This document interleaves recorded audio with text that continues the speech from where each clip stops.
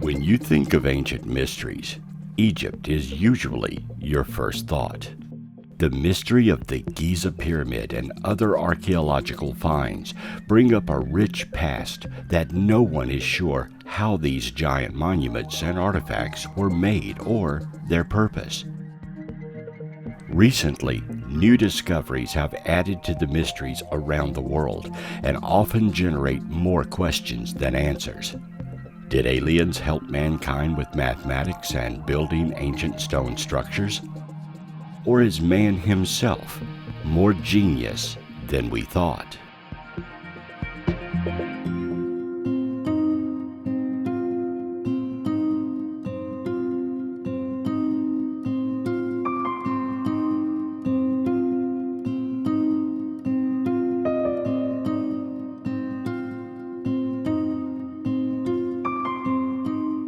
Archaeologists in Egypt have unearthed more than 100 delicately painted wooden coffins, some with mummies inside, and 40 funeral statues in the ancient burial ground of Saqqara.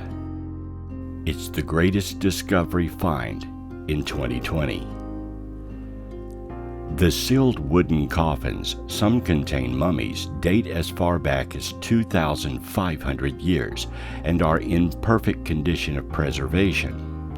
The fine quality of the coffins meant that they were probably the final resting places for the wealthiest citizens. Other artifacts discovered include funeral masks, canopic jars, and amulets.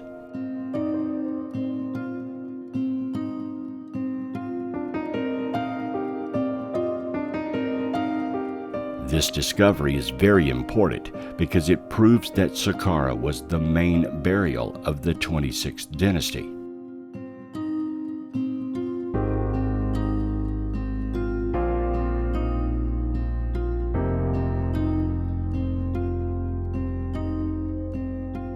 It would also enrich existing knowledge about mummifications in that period. Saqqara, a city about 20 miles south of Cairo, is a vast necropolis of the Old Kingdom capital of Memphis, and it has long been the source of major archaeological finds. The necropolis holds more than a dozen burial sites, including the Step Pyramid of King Djoser, the first known burial pyramid.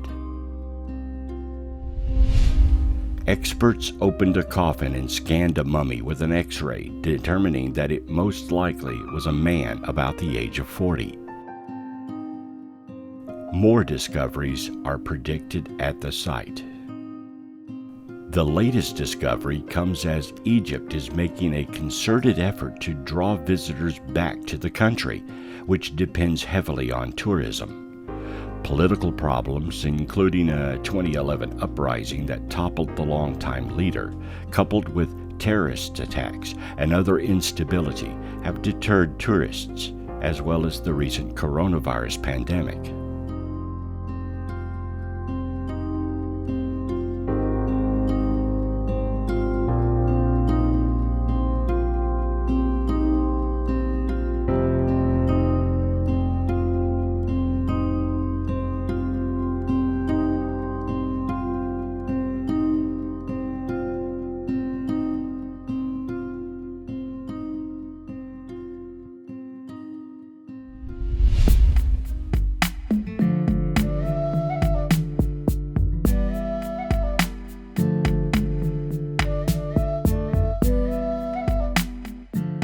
Made of black granite, the largest ancient Egyptian sarcophagus ever discovered in Alexandria has lain unopened for more than 2,000 years, and no one knows quite who or what lies inside.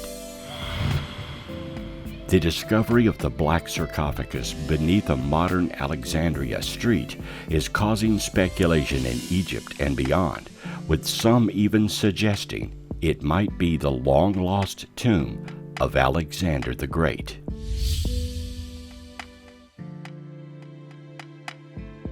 speculation has only been intensified by the fact those who discovered the sarcophagus also found the carved alabaster bust of a man's head that was probably created to represent the tomb's occupant.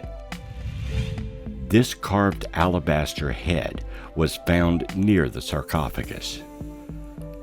Egypt's Supreme Council of Antiquities revealed the 6-foot-tall sarcophagus was discovered underground by archaeologists inspecting a building site in Alexandria's City Ghaber district.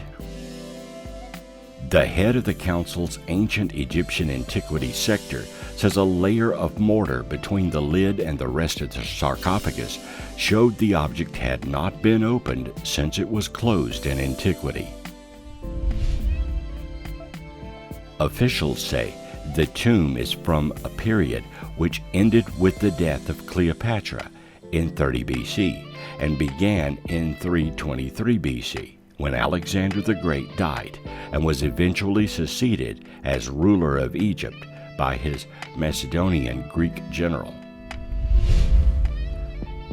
The possible dating of such a large tomb to the period around Alexander's death has led to social media speculation the sarcophagus might be the final resting place of the general and empire builder.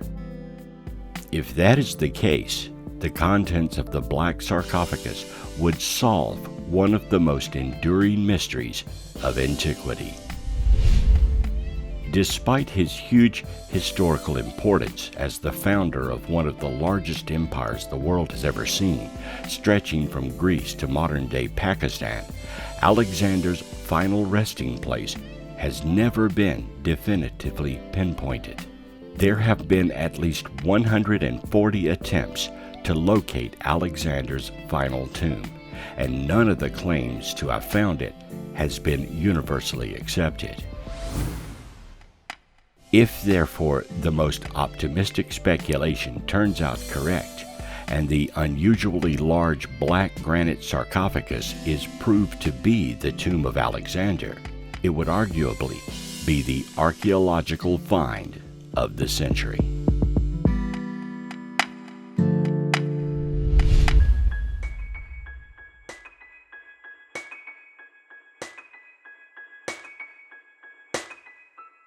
These are recent discoveries that fall within modern recorded history.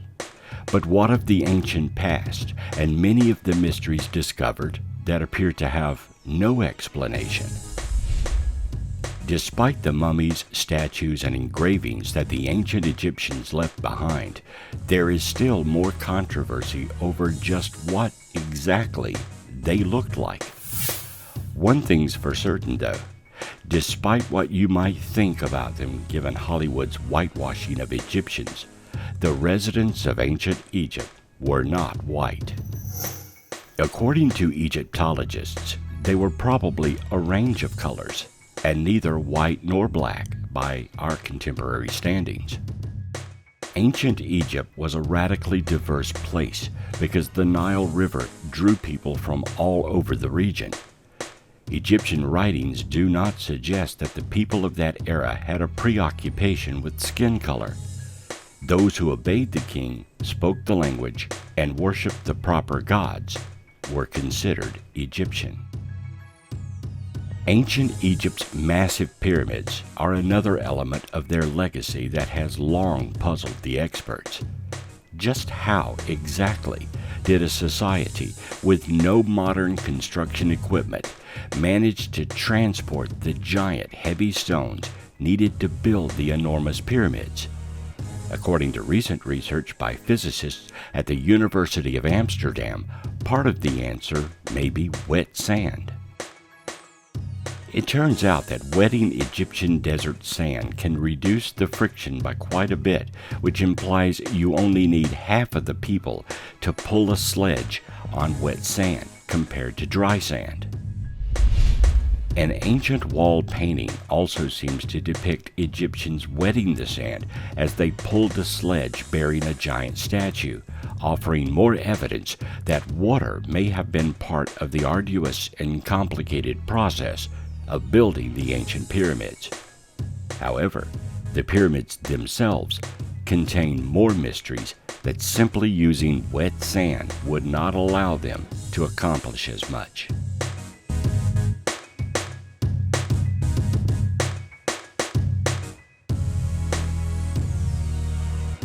The Khufu Pyramid, the largest of the three pyramids at Giza, may actually contain some hidden secrets. A 2015 thermal scan of the Great Pyramid indicated that there were thermal anomalies within the structure, though it's unclear what exactly that means. A statement released about the results of the scans said the anomalies could mean many things. To explain such anomalies, a lot of hypotheses and possibilities could be drawn up. The presence of voids behind the surface, internal air currents, and more. There could even be an as-yet undiscovered hidden tomb, but the project hasn't drawn any conclusions yet. In October 2016, researchers with Scan Pyramids, a group that uses methods such as X-rays and thermography, uncovered evidence of two possible new chambers within the pyramid, one behind the pyramid's north face and one more behind its descending corridor. This seems to confirm what robots had been noticing for a while, that there's more to the pyramid than just those three rooms. Since 1993, several small robots have entered the pyramid to learn what's in there, and they've come back with mysterious images of tunnels no one had seen since they built the pyramid 4,500 years back. Though these tunnels are likely too small to be of any use, it did suggest that there may be more hidden areas in the pyramid than we thought, and thanks to Scan Pyramids, that thought may prove to be correct. If there are two more rooms, how many others are there? Are there rooms divided into sub-rooms? Until we do more testing, possibly with more robots, we truly don't know.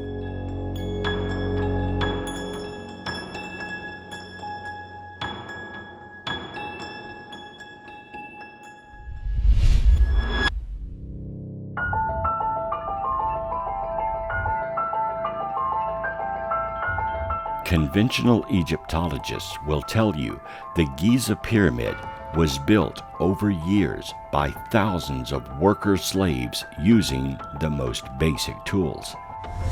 On the offset, this seems plausible, but when we dig deeper into the mystery of the pyramid, we find things that simply could not have been done with simple tools.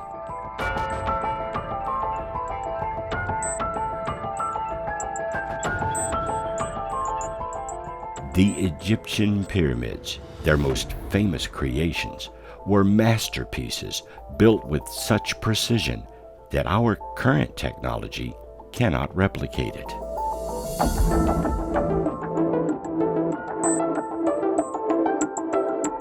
Pyramids were not originally built to serve as tombs. They were built to preserve scientific knowledge for future use and understanding, some say. The giant pyramid of Giza is the most accurately aligned structure in existence and faces true north with only 3/60th of a degree of error. The position of the North Pole moves over time, and the pyramid was exactly aligned to true north at one time. At 481 feet, archaeologists say the Great Pyramid was the tallest structure in the world for about 3,800 years. Engineers estimate the structure to be composed of around 2,300,000 stone blocks, and the highly skilled workers would have had to set one of the 2.5 to 15-ton blocks every 2.5 minutes to finish Khufu's pyramid in the 30 years it took to build it. The mortar used is stronger than stone and is still holding up today. It has been analyzed, and its chemical composition is known, but can't be reproduced. One of the more fascinating aspects of the Giza pyramid has nothing to do with the pyramid itself. It's the fact that the pyramids appear on almost every continent around the planet. Pyramids are so common that one wonders where the idea for this shape came from.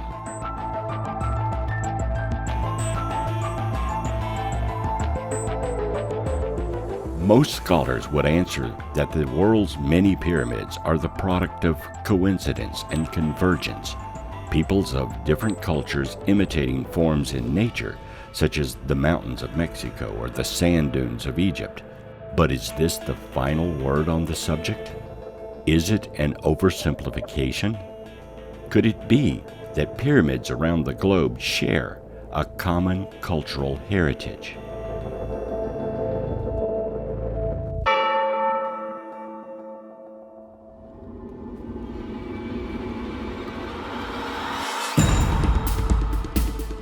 As much as they symbolize the mystery and magic of ancient Egypt, pyramids are not uniquely Egyptian.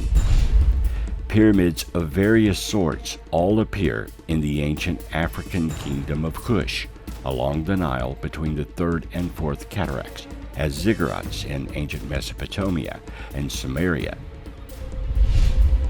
In England and Ireland, taking on such forms as Silbury Hill and Newgrange in India, and throughout Southeast Asia in the distinct style of the Buddhist stupa and Angkor Wat in medieval Cambodia, at Indonesia's Borobudur in ancient China, at Teotihuacan and other sites in the Valley of Mexico, in the ancient Olmec and Mayan realms of southern Mexico, Guatemala, Honduras, Belize, and El Salvador, along the Mississippi at Kahokia and other ceremonial centers, and in Peru's coastal region, among the people who were the ancestors of the ancient empire, and in that country's northern Andes, the Inca heartland.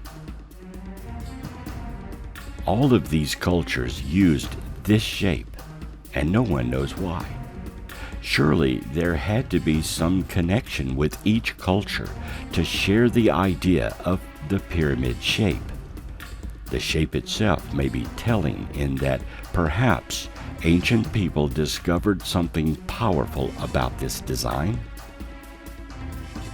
In ancient days, it would have been much easier and faster to simply build square or block buildings as we do today. But nothing in these cultures appears to be easy. Balancing the rocks to form this shape would have been difficult, and then there is the alignment of the pyramids themselves.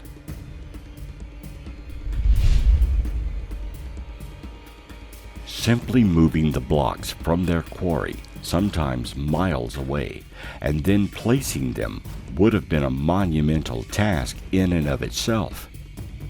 Placing them to form this shape, and yet keeping with an alignment with stars and astrology, would have further exasperated the effort. So why were ancient people around the globe so focused on building something that was so difficult? What was their motivation? And why did all these cultures decide to do this?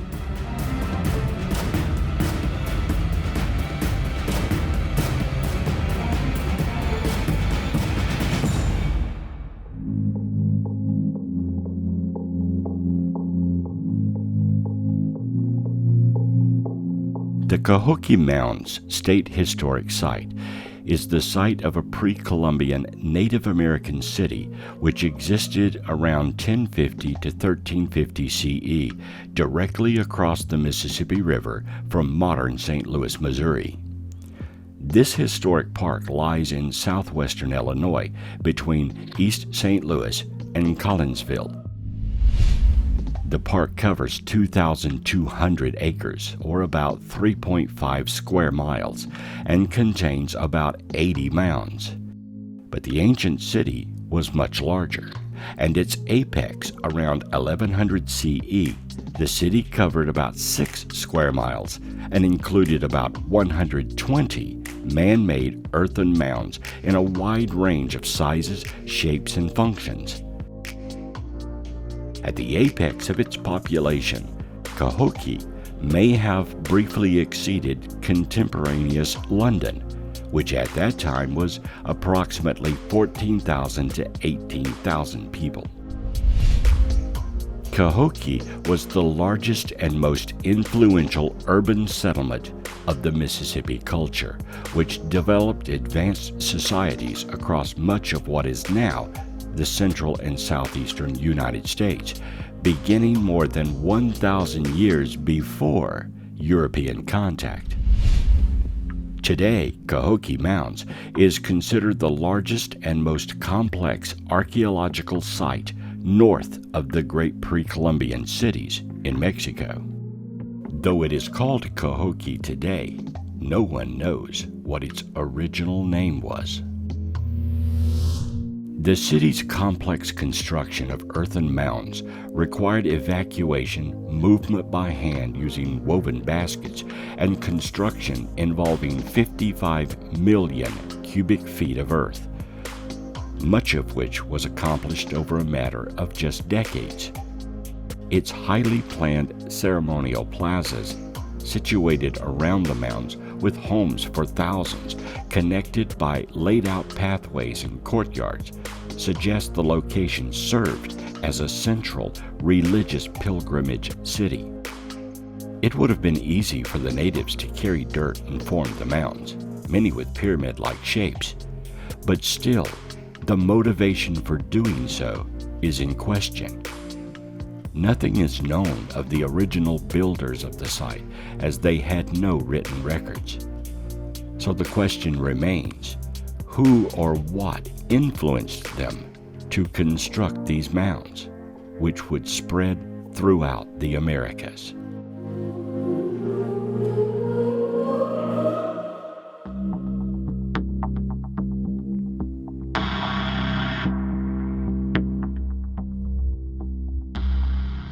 Further south in the Americas is the Pyramid of the Sun. It is the largest building in Teotihuacan and one of the largest in Mesoamerica. It's believed to have been constructed about 200 AD. Found along the Avenue of the Dead with the Pyramid of the Moon, the pyramid is part of a large complex in the heart of the city.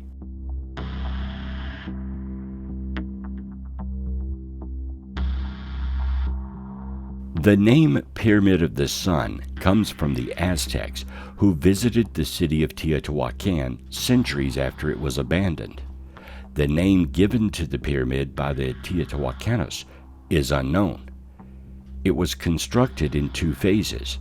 The first construction stage, around 200 CE, brought the pyramid to nearly the size it is today. The second round of construction resulted in its completed size of 738 feet across and 246 feet high, making it the 3rd largest pyramid in the world, though still just over half the height of the Great Pyramid of Giza. The second phase also saw the construction of an altar atop of the pyramid, which has not survived into modern times. Over the structure, the ancient Teotihuacanos finished their pyramid with lime plaster imported from surrounding areas, on which they painted brilliantly colored murals. While the pyramid has endured for centuries, the paint and plaster have not and are no longer visible. Jaguar heads and paws, stars, and snake rattles are among the few images associated with the pyramids.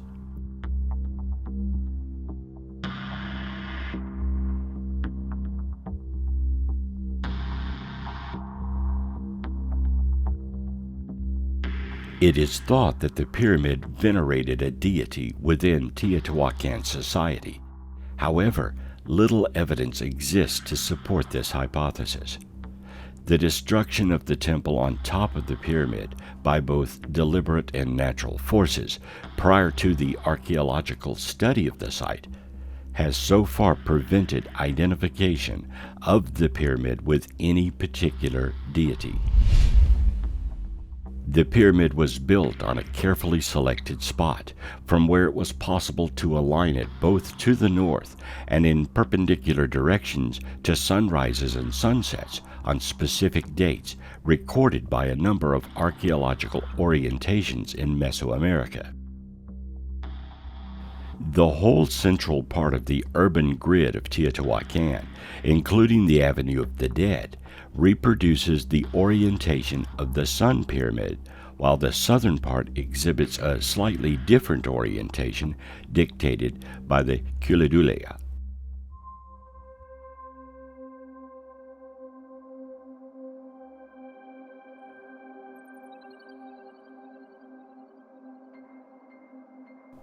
The pyramid was built over a man-made tunnel leading to a cave located 19 feet down beneath the center of the structure.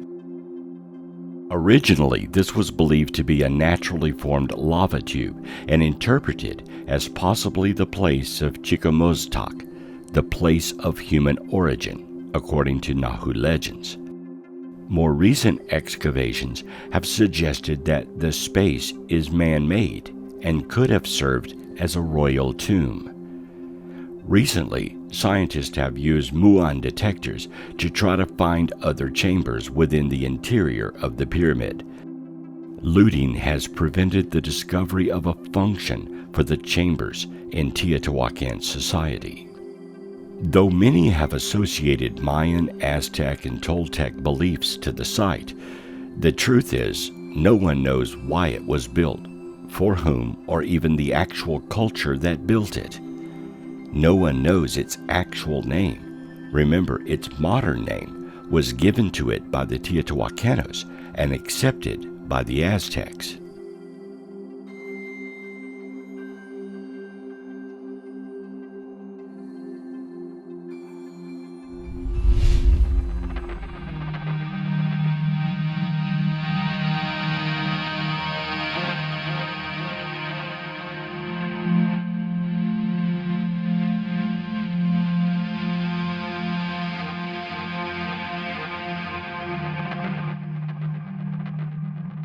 If we travel further south into South America, things get even more mysterious.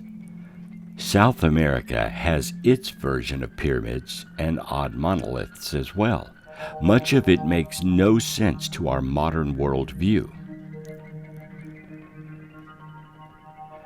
For example, Sacsayhuaman, Peru. This fortress, constructed just outside of the former Inca capital of Cusco, is the subject of much debate. Based on the tight fit of each of the heavy stones making up the structures in this area, archaeologists and other scientists are stumped as to how this was done. Tools excavated from the quarries, such as hammers, chisels, and metal bars, suggest the boulders were shaped by sheer strength and exact measurements. Though it is certainly reasonable to wonder if the stones are all hand-carved or hammered into shape, others believe the sides of the stones were heated to a melting point, then fitted into place next to boulders which had already cooled. This theory would mean the Incas had a way to heat the boulders to over 2,000 degrees Fahrenheit, and the builders had some kind of power saws and drills to cut the blocks.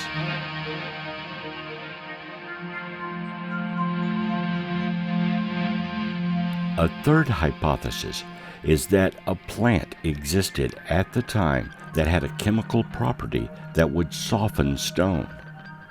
British archaeologist Lieutenant Colonel Perry Fawcett, who was ridiculed by scientists for claiming to have seen and shot a 62-foot-long anaconda, detailed an experience with such a chemical during an expedition to Peru and Bolivia.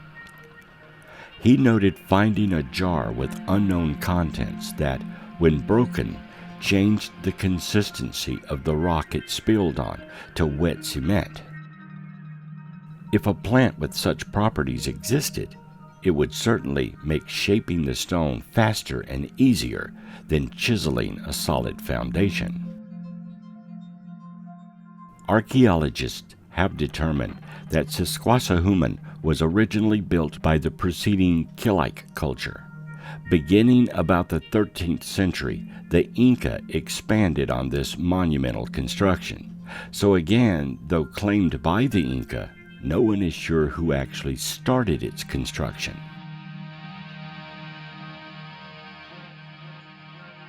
Today, only the stones that were too large to be easily moved remain at the site.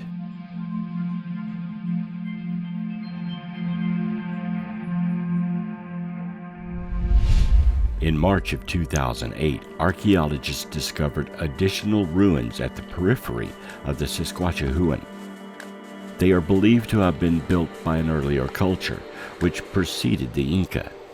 While appearing to be ceremonial in nature, the exact function remains unknown.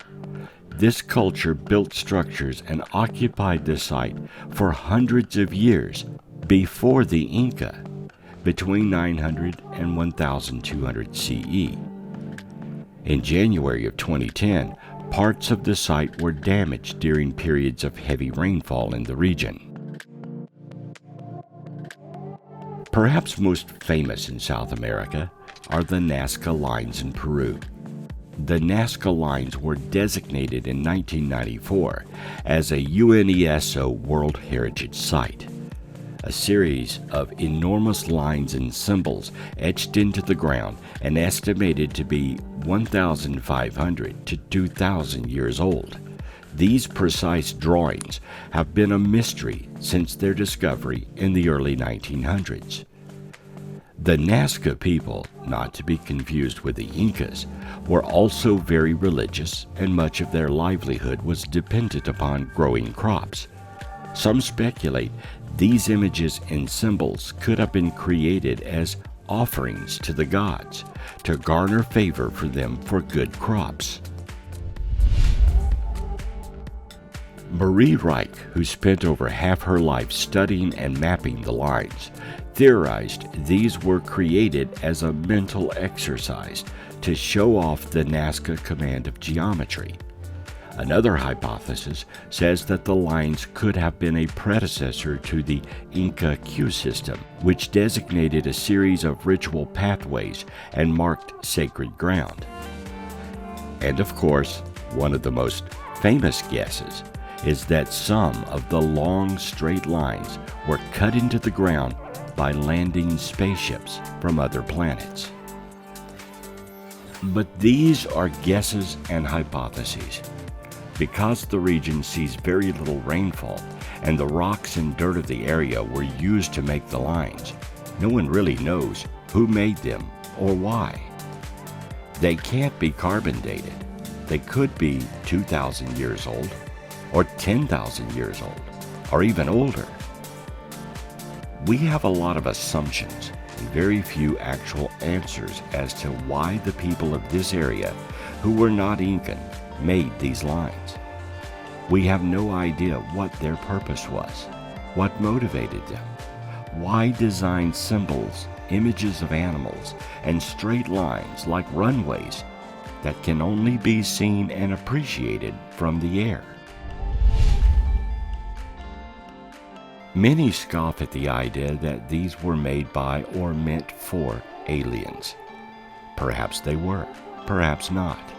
But can you think of any reason to create such a display if not for someone who could fly?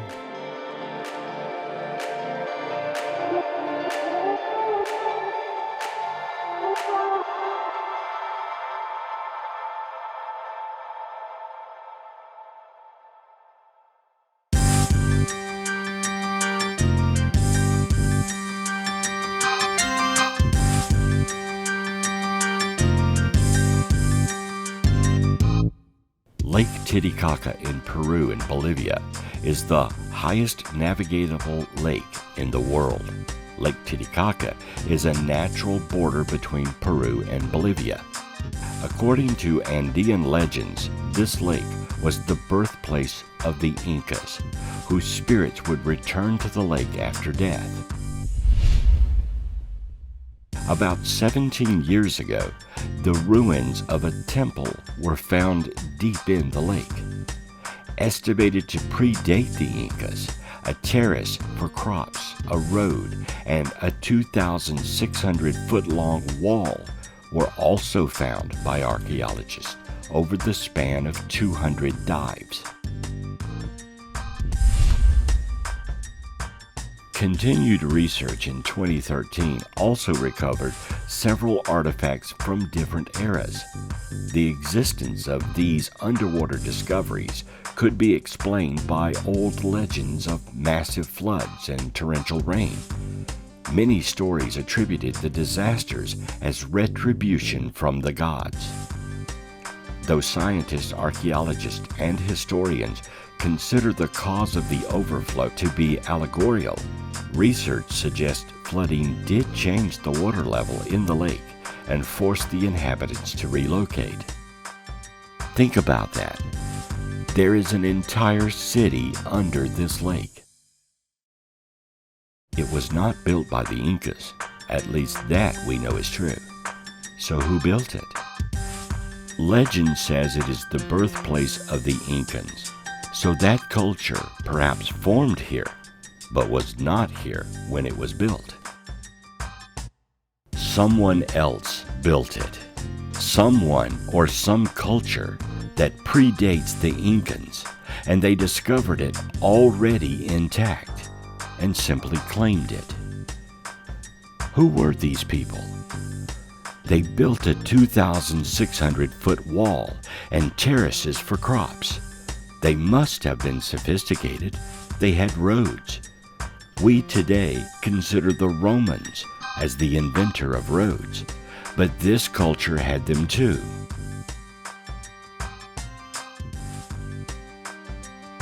The answer to many of these questions is sitting at the bottom of a lake in Peru and Bolivia.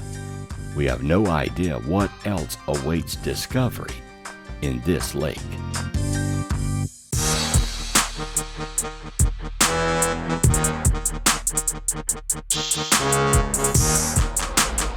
Nearby in Bolivia is the ancient city of Pumapunku. The city of Tiwanaku in western Bolivia is said to be where Lord Varoka created the world. One of the world's ancient mysteries, Pumapunku, predates the Inca.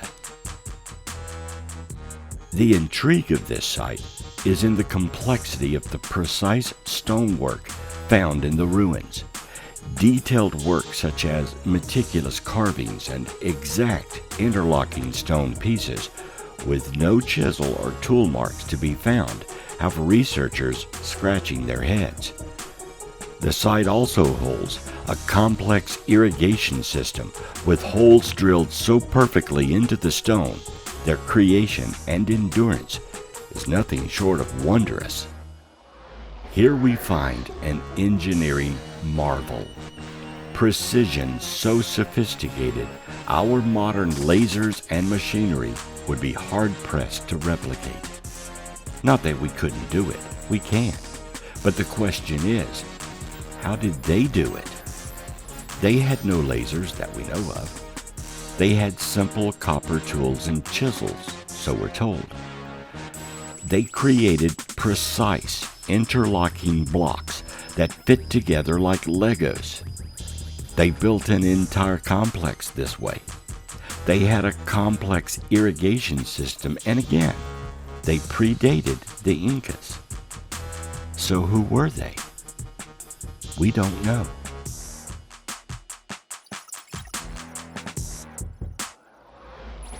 Also located in Tiwanaku, in Puerto del Sol, Bolivia, what is left of the Gate of the Sun stands among ruins and dates back to 14,000 BC, according to some researchers. Nearly 10 feet tall and carved from a single stone, it is estimated to weigh about 10 tons. When discovered in the 19th century by explorers, the giant stone was cracked and lying on its side. Now it has been re-erected where it was found, but is believed that that is not its original site. The original location of this megalith is unknown. Being a later monument to the site in which it stands, the Gateway of the Sun could have also represented a transition from lunar religion to solar religion based on its positioning to the sun to the west. The carvings on the stone led some to believe this monument was used as a calendar to mark the passage of time. Others believe the symbols hold astronomical connotations. Based on the images carved into the stone, many believe this could have once been a portal to another dimension, or some kind of stargate to other planets. The Andean civilizations did not leave written records other than fiber recordings of their religious belief system. Because of this, researchers have had to rely on the Spanish, who documented the Incas following their conquest of the empire. The Incas themselves had trained memorizers who were responsible for providing history through the oral traditions which the Spanish chroniclers used for their records. References to sky beings and other celestial persons were often cited in their chronicling. Perhaps this was a doorway to the heavens, or a portal, as some believe.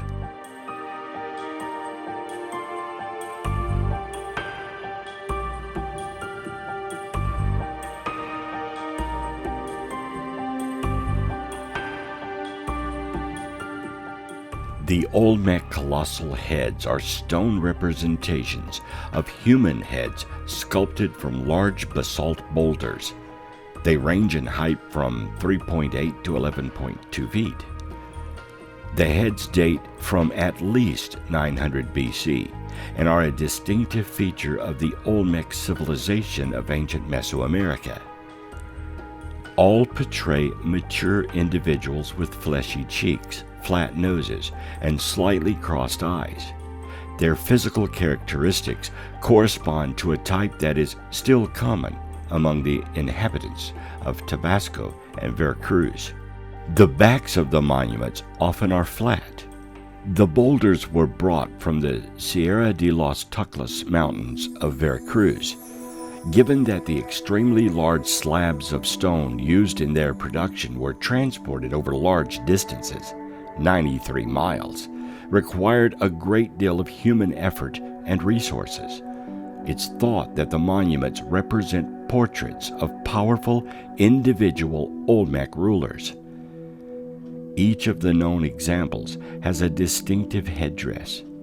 The heads were variously arranged in lines or groups at major Olmec centers, but the method and logistics used to transport the stone to these sites remains unclear. They all display distinctive headgear, and one theory is that these were worn as protective helmets, maybe worn for war or to take part in a ceremonial Mesoamerican ballgame. The colossal heads cannot be precisely dated. However, some heads were buried by 9000 BC, indicating that their period of manufacture and use was still earlier. Some heads had been moved from their original context before they were investigated by archaeologists, and the heads from Levanta were found partially exposed on the modern ground surface. The period of production of the colossal heads is therefore unknown, as is whether it spanned a century or a millennium.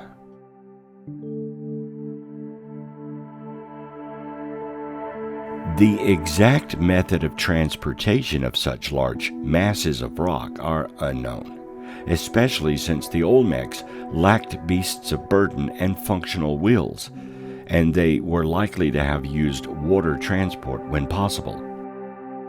Coastal currents of the Gulf of Mexico and river estuaries might have made the waterborne transport of monuments weighing 20 tons more than impractical.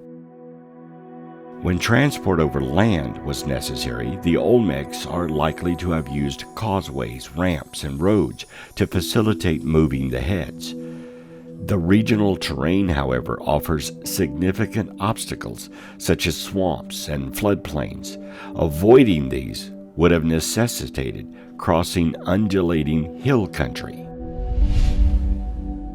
So, how did they get them there?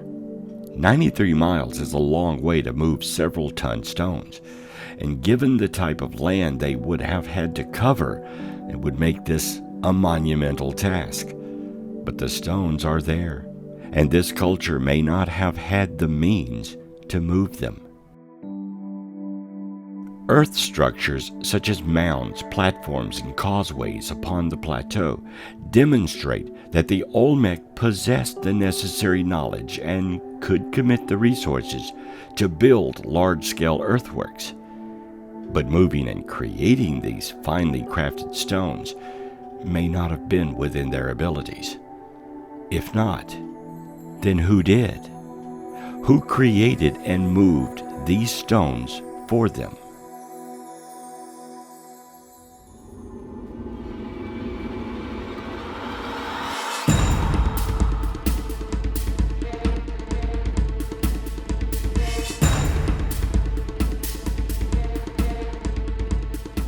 Throughout man's study of ancient cultures, we have asked three questions: who, how, and when.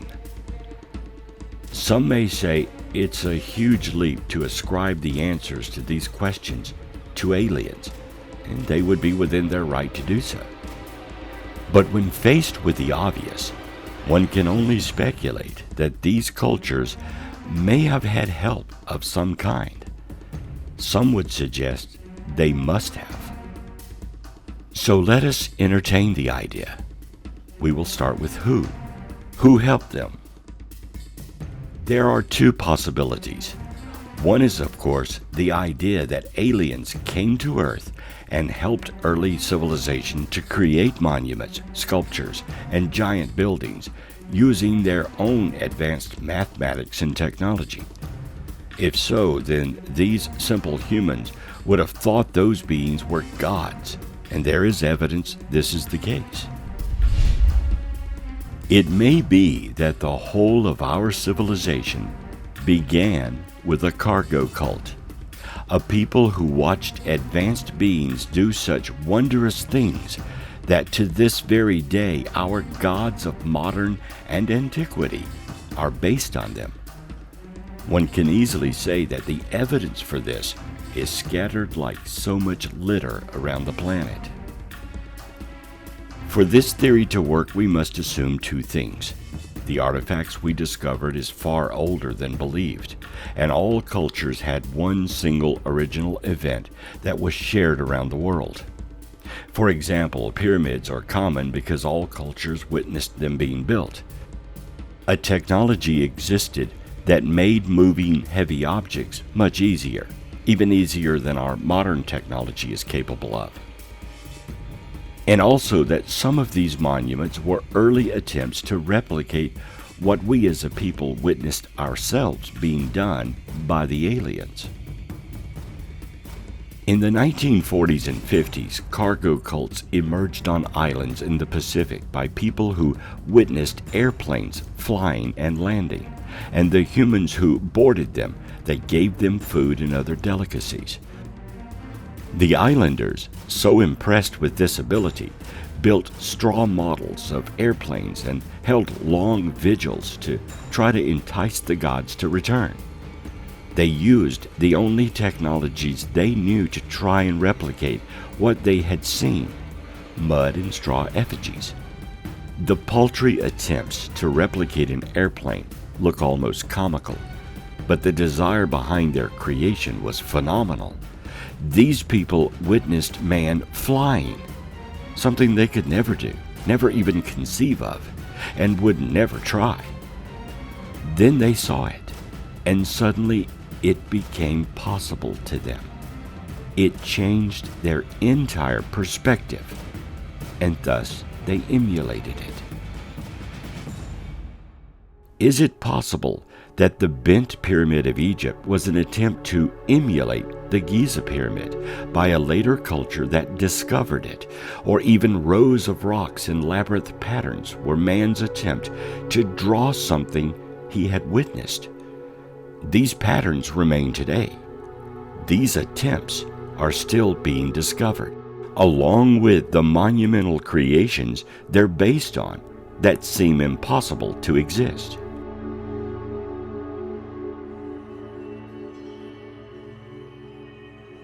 Piling up rocks and dirt mounds is one thing. Moving 50-ton or more blocks and laying them precisely into place is yet another. So some of the ancient sites we know of may simply be our feeble attempts to replicate something witnessed being done. And some of the monuments and creations around the world may indeed be the very designs of those who left them here. Is it possible that we as a civilization were influenced by another, perhaps outside of our solar system? Of course it is, but that may not be the only explanation.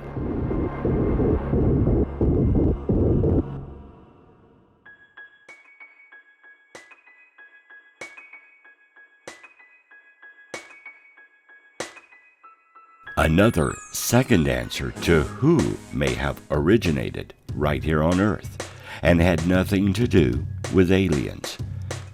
It is entirely possible that some of the monuments modern man has discovered were created by a culture that predates mankind, a civilization before our own. And that civilization may have been far more advanced than we can imagine. The Silurian hypothesis is a thought experiment which accesses modern science's ability to detect evidence of a prior advanced civilization, perhaps several million years ago. Since fossilization is relatively rare and little of Earth's exposed surface is from before the Quaternary, the chances of finding direct evidence of such a civilization, such as technological artifacts, is small.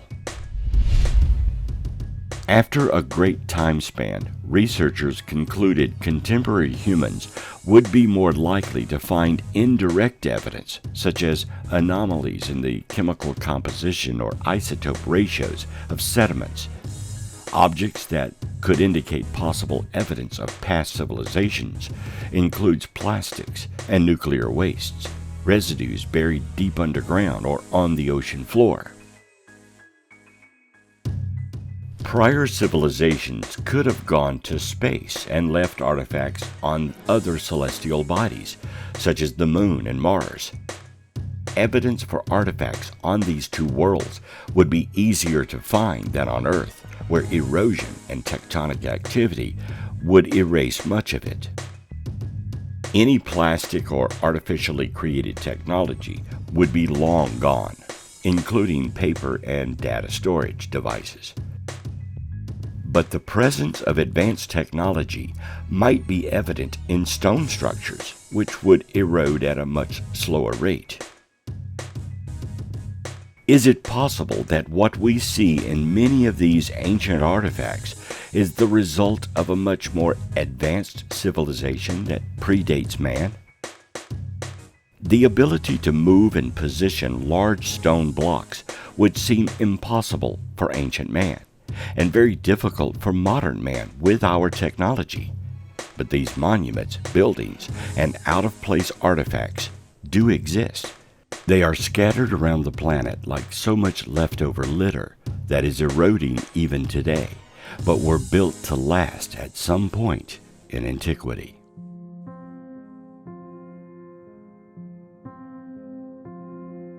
Many of these monuments are claimed by ancient human and modern cultures, but even they can't explain them.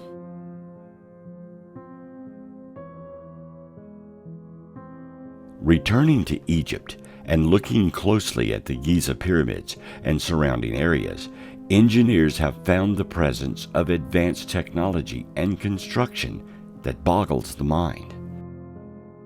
The pyramid itself is a monument to advanced architecture, but nearby we find blocks that have laser-like cuts and holes no simple civilization could have mastered. Within the pyramid, there are blocks so huge and so precisely placed that even with our modern cranes and lifting machines, we would have a hard time trying to lay them so accurately. Could we do it? Of course. But we today are an advanced civilization with tools capable of precision and delicate work as well as heavy construction. The ancient Egyptians had no such tools and no access to them.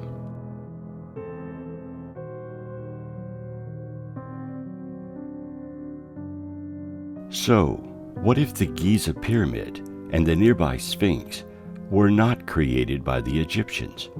What if they predate even that ancient culture and were built by someone else, a civilization that is much older than them?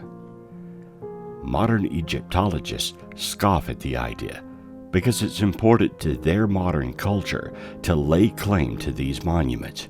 It means tourism dollars for them. Naturally, they need to weave a story that places themselves as the intelligence that made these marvels. We do not have the technology to date rocks. We can only date organic materials because they emit isotopes at a consistent rate. We simply cannot determine the age of the blocks. Our estimates of age is based mostly on modern and ancient cultures' descriptions of them when they laid claim to them, and primarily we date the pyramids by their position in the development of Egyptian architecture and material culture over the broad sweep of 3,000 years. The Nile, many centuries ago, was a rich and fertile land. Now and throughout antiquity, it has been a desert, and the pyramids themselves were once covered in sand. Is it possible that the Giza pyramid was discovered by the culture we now call the Egyptians and not created by them? Our modern estimate for the age of the Sphinx is 4,514 years old. Modern scientists say it's exciting to contemplate the existence of an unknown civilization that predates the ancient Egyptians, but most archaeologists and geologists still favor the traditional view that the Sphinx is about 4,500 years old. Colin Reeder, an English geologist who independently conducted a more recent survey of the enclosure, assumes the various quarries on the site have been excavated around the causeway. Because these quarries are known to have been used by Khufu, Reeder concludes that the causeway and the temples on either end thereof must predate Khufu, thereby casting doubt on the conventional Egyptian chronology.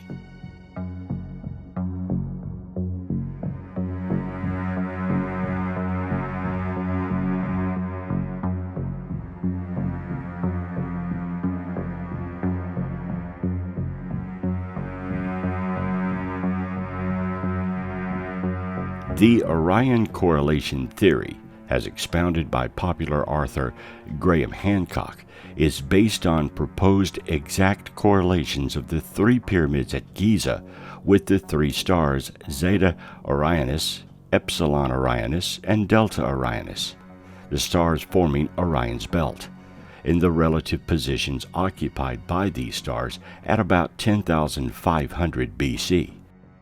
The author argues that the geographic relationship of the Sphinx, the Giza pyramids, and the Nile directly corresponds with Leo, Orion, and the Milky Way, respectively. The Sphinx water erosion hypothesis contends that the main type of weathering evident on the enclosure walls of the Great Sphinx could only have been caused by prolonged and extensive rainfall, and must therefore predate the time of the pharaohs. Colin Reeder, a British geologist, studied the erosion patterns and noticed that they are found predominantly on the western enclosure wall and not on the Sphinx itself. He proposed the rainfall water runoff hypothesis, which also recognizes climate change transitions in the area. There is a long history of speculation about hidden chambers beneath the Sphinx by esoteric figures such as H. Spencer Lewis. Edgar Cayce specifically predicted in the 1930s that a hall of records containing knowledge from Atlantis would be discovered under the Sphinx in 1998. His prediction fueled much of the fringe speculation that surrounded the Sphinx in the 1990s, which lost momentum when the hall was not found when predicted. All of these theories are based on observations of the Sphinx, but no one has been allowed to drill or uncover anything that may be within the statue. It's possible that either underneath or within the statue itself could lie clues to its origin. Seismic readings indicate that there are chambers underneath the Sphinx. These, however, have been determined to be naturally formed cavities, even though no one has been allowed to drill or enter these cavities. The Egyptian authority responsible for ancient monuments has forbidden any further detonation or drilling, so at best, these are educated guesses.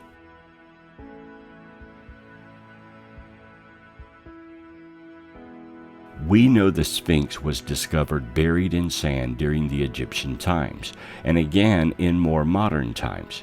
It has been buried perhaps multiple times in history. Therefore, it is plausible that it was discovered by, but not created by, known ancient cultures. The truth is, we have no idea. We have theories that fit accepted historical accounts, many of which do not fit the scientific evidence that is available, and may be available to us within the structure. Astronomical alignments are also an important way of determining when a structure was built or put into place. The direction of the monument will usually align with a star pattern because in ancient times, people observed the stars and placed significance on them. It's relatively easy to back up the clock and see where stars were located in the heavens at specific dates.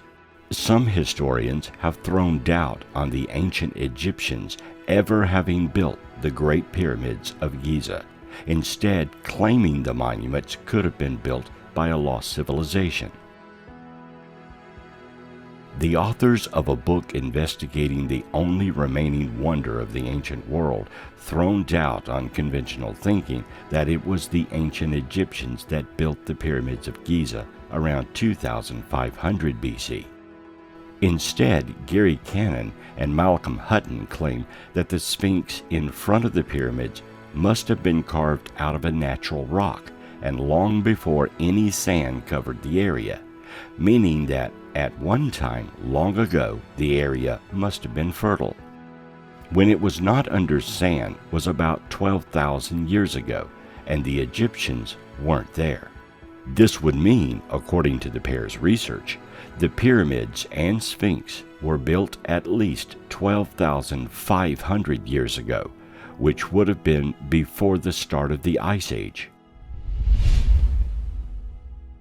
Conventional thinking about when the pyramids of Giza were built date construction to between 2560 to 2540 BC, a difference of around 10,000 years.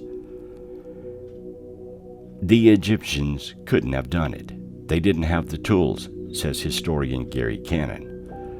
Although not completely convinced, he does believe it could have been by the hands of the people of the advanced civilization of Atlantis that was ultimately consumed by flooding.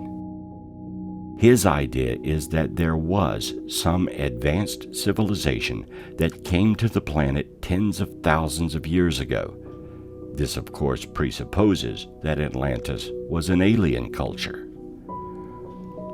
He did research and suggests there's a direct line from the pyramids to a submerged continent within a seamount, and on the seamount there are two pinnacles that look like pyramids. It's possible when Atlantis sunk they went to another place, probably Egypt, and they had the technology to build those pyramids. There's no one else that could have done it. We don't have the technology, he says. Nobody knows who was there 12,000 years ago. The three smaller pyramids at Giza probably were built by the Egyptians as they could be built by man, but it's impossible that the three bigger ones were, simply from the size of them. They've got 2,250,000 blocks in them, and each block weighs about 250 tons. We couldn't even move it with all of the equipment we have today. So he postulates that it had to have been done by a civilization that was more advanced than any of us.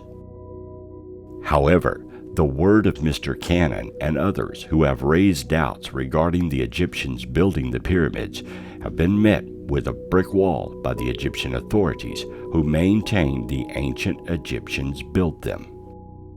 Mr. Cannon said, "The Egyptians have their blinkers on, and they won't even look at anything else because all of their work, all of their books, all of their history will be thrown out the window, and they are all against anyone who says anything different." If a pre-civilization to mankind did exist, how advanced were they? We like to imagine they may have had computers and electronics or space travel and advanced flight or anti-gravity. The reason for this is because we compare any civilization to our own modern way of life. A civilization can be advanced and not have any of these things, or have technology that works completely different from the way we view it today. For example, if Tesla, rather than Edison, had led the technology revolution after the turn of the century, how different would our current technology be? There would be no power lines crisscrossing our cities and neighborhoods. We would be bringing power to each home from within the air. Tesla invented or imagined a craft that would use power in the atmosphere to allow it to fly with no wings or propellers. Jet engines may never have been invented because we could have these saucers to fly in. Warfare would be different as well, as energy weapons would have come to fruition long ago, and we may have even negated any need for nuclear power or bombs because we would have seen its inefficiency and pollution and adopted weapons that simply did not require splitting the atom. Radio communication, such as cell phones, would have appeared quickly rather than taking till the end of the 20th century to emerge. The internet would have come about early too, or some form of data transmission through the air. With that one simple change, adopting Tesla's ideas, it would have changed the landscape of how our modern world works. Our advanced technology would be very different today. If a pre-civilization had a Tesla or other inventors who took their culture to very different directions, we might not even recognize it as advanced at all, or it might have appeared so different we couldn't understand it, even with our own advancements in thinking and invention. The Giza pyramid is an awesome structure, but what if it had some purpose, some function that allowed it to work more as a machine than a tomb? Egyptologists assume it was a tomb, though no sarcophagi or burial implements have ever been discovered inside it. In fact, there is no writing or instructions inside it at all. We think it was a tomb because within our cultural thinking, It's the only thing we can imagine it was used for. However, if technologies existed within this pre-civilization, completely different ways of doing things, it's not hard to see that its function may have fit perfectly within their way of doing things. The pyramid could have taken advantage of ley lines or some other natural energy. It could have been a healing device, a power station, or some kind of pump for all we know. We see the Giza pyramid as a marvel of construction. However, its purpose may have been so benign as to make it just another structure within a vast and complex society. The reason why we see pyramids in all cultures around the globe may mean they were needed to distribute global energy, or were healing devices for that society. They may have simply been the local hospital or power company.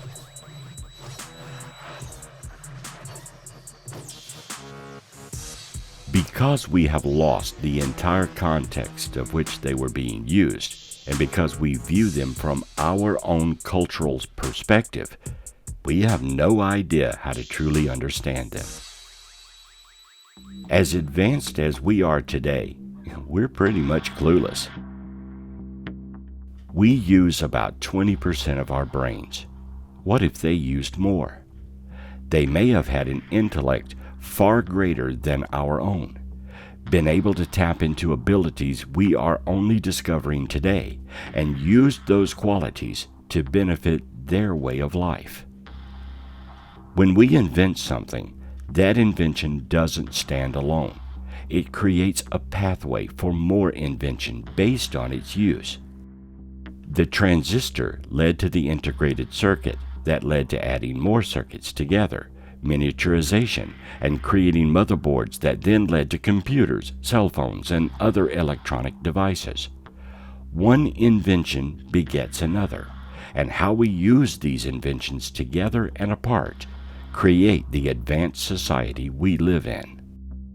A combination of inventions, a combination of electronics, rockets, fuel distillery, understanding flight, and other inventions led eventually to satellites and missions to the moon. We started with one invention, built on it, and eventually ended up where we are today. If a pre-civilization started at a different point or went in a different direction, then their society would be based on a completely different pathway that made them advanced, much like us, but different. Their thinking would be different, their language would be different, their way of life would be different, and all of this would affect their society, culture, religions, science, and lifestyles. They would have been a completely alien civilization to us, who took different paths. They may have never relied on rockets, never needed gasoline, never required wires or electronics like we have. When we need to build something, we either have to cut and shave blocks or bake bricks in the sun to create the materials to build things the way we are used to. They may have known how to melt rock, easily lift huge stones, flew overhead to design patterns on the ground, and communicate in ways far beyond our simple radio. Our society relies on technology. They may have seen technology as just another way of doing what they could do naturally, or as only a way to enhance their own abilities. The truth is, we are clueless. For all we know, their way may have been a better way. They may have lived simple lives because they didn't need gadgets and email to feel worthy, or they could have been completely dependent on their technology, which may have led to their downfall, and the reason much of their existence is hard to discover today. We simply don't know, and it's human arrogance to presume we know everything about them. or that they may not have existed at all. But then there is that litter scattered about the planet, making us question, making us try to solve their mysterious presence. Who, how, and when are not easy questions. Sure, it's easy to simply slap a label on everything and just accept the status quo. We assume this, therefore this must be the way it was. We need to be ready to accept that there are possibilities that go beyond our own way of thinking. And just because we assume something cannot be true doesn't mean it isn't. The ancient monuments around the world are not only marvels to study, but they are signposts to our past, and they tell a story of a rich history that mankind has lived through, wonders we have seen, and perhaps peoples or even aliens we have learned from. We should make every effort to understand these signs and learn as much as we can by what we have discovered and what we will discover in the future. Perhaps one day we may find a secret vault with all the answers. Until then, keep an open mind and show respect to our ancestors. After all, they are us and we are them, and we are an important factor in the universe.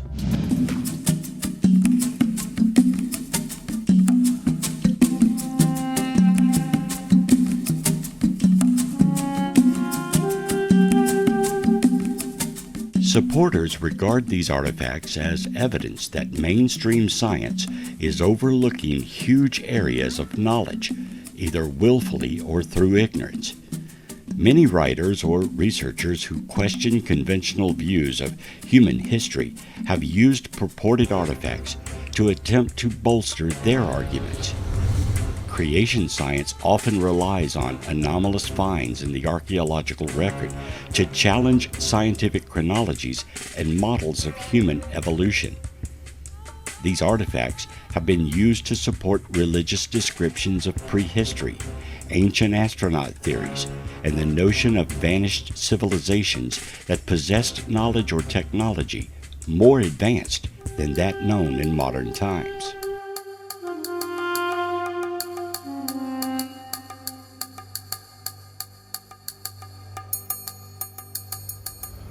One such artifact that has gained mainstream attention is the Antikytherian device. It is now known it is a clock, an astronomical computer. It was found in a shipwreck off Greece, so its exact age is unknown, but we know it is very old. The device is very complicated and has cogs that turn precisely to track the sun and planets, including planets that were not known to exist in antiquity. Yet someone made this, crafted it together, and designed it to be very accurate. Modern reproduction models of this device are very precise. Who made this? How old is it? Where was it used and by whom? It's one of the many questions historians tackle as they study it. So far, archaeologists and science is baffled.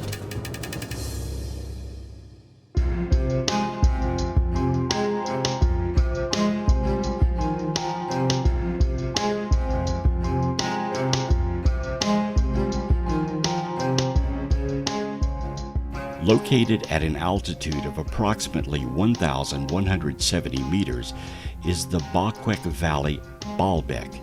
It's known to have been settled from at least 700 BC, with almost continual settlement of the tell under the Temple of Jupiter, which was a temple since the pre-Hellenistic era.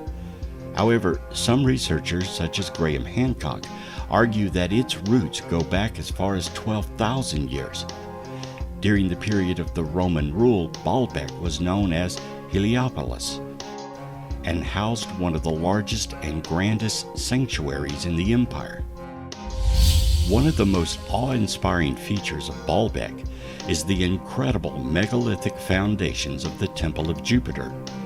The temple was built on a platform of stones that are among the largest building blocks seen in the whole world.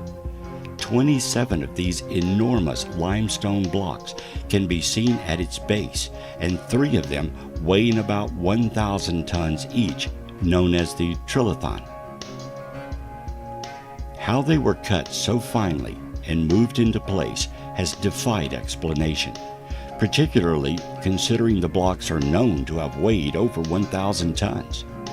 Many researchers, Graham Hancock included, reject the traditional explanation that the blocks are the work of the Romans. A visual study of the blocks clearly shows a difference in style and appearance between the large megalithic stones and the surrounding blocks used to build the temple. The gigantic blocks used in the foundations of the Temple of Jupiter are known to have come from a nearby quarry located about 2,600 feet from the temple. The limestone quarry houses 2 massive building blocks that never made it to the temple, one weighing about 1,240 tons, and the other, known as the Stone of the Pregnant Woman, weighs about 1,000 tons. It's obvious these stones could not have been moved using the knowledge and technology of the era. Even today, with modern technology and modern machinery, they could not be moved easily. So why create monuments using these huge stones when smaller stones would have been simple? What technology did they use to move these stones, and how?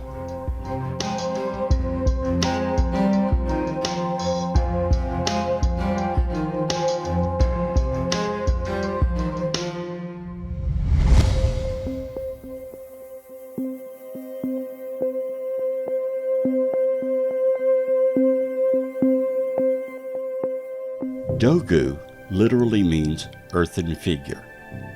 They're small humanoid and animal figurines made during the latter part of the Jomon period, about 14,000 to 400 BC, of prehistoric Japan. Dogu come exclusively from the Jomon period and were no longer made in the periods thereafter. There are various styles of Dogu depending on the exhumation area and the time period.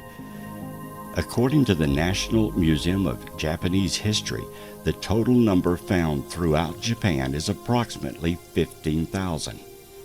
Dogu were made across all of Japan except Okinawa.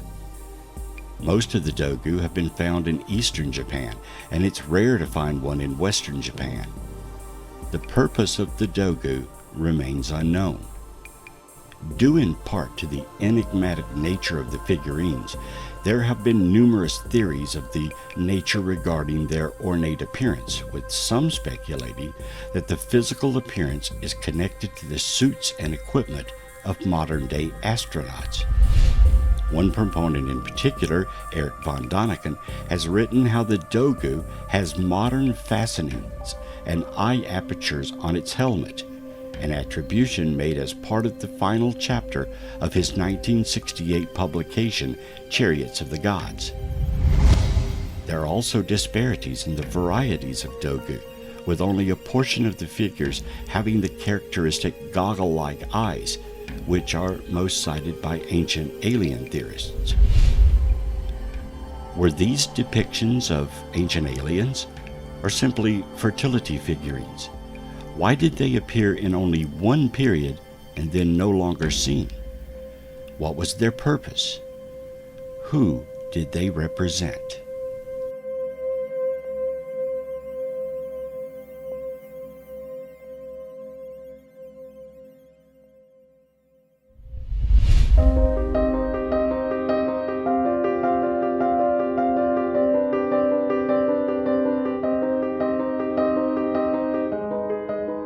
The stone doors in Hampi are an impressive pair of monolithic doors that were a part of one of the entrances of the royal enclosure in Hampi.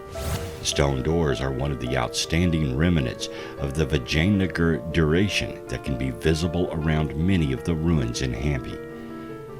Though the huge doors are no longer connected to any shape and aren't purposeful in any manner, they do not fail to capture the interest of the traffic. The stone doors in Hampi had been a part of the royal enclosure. The enclosure became a fortified area that changed into the middle of the Vijayanagar Empire. Some speculate these doors were not carved, but rather poured and molded into shape. What technology was used to create these stone doors? And why use stone when wood would have been lighter and easier to move?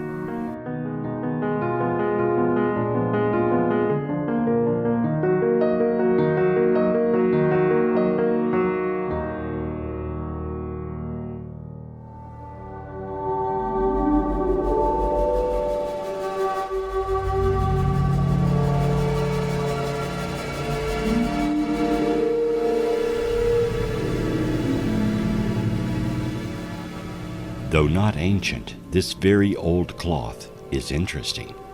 The Shroud of Turin is a length of linen cloth bearing the negative image of a man. Some claim the image depicts Jesus of Nazareth, and the fabric is the burial shroud in which he was wrapped after crucifixion. The existence of the shroud was first securely attested to in 1390. The artifact is kept in the Cathedral of Turin in Turin-Piedmont, northern Italy.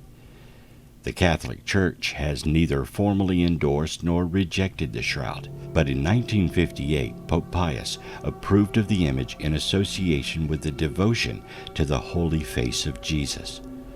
Pope John Paul II called the shroud a mirror of the gospel. Other Christian denominations, such as Anglicans and Methodists, have also shown devotion to the Shroud of Turin. Diverse arguments have been made in scientific and popular publications, claiming to prove that the cloth is the authentic burial shroud of Jesus, based on disciplines ranging from chemistry to biology and medical forensics to optical image analysis.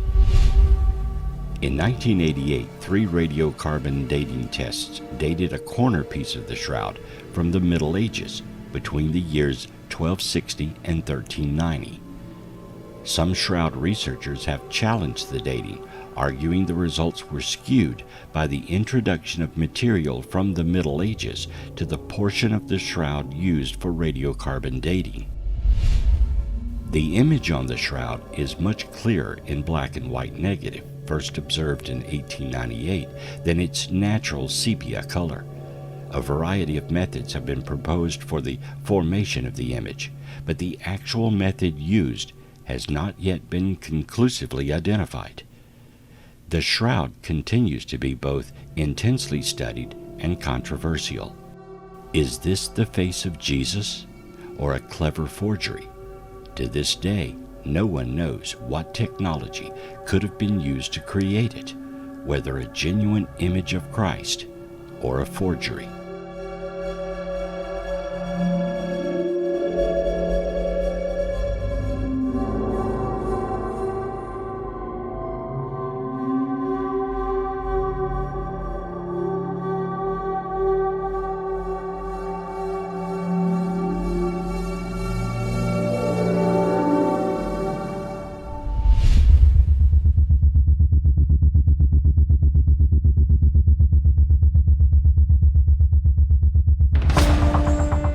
Today, there is an artifact you can clearly see yourself.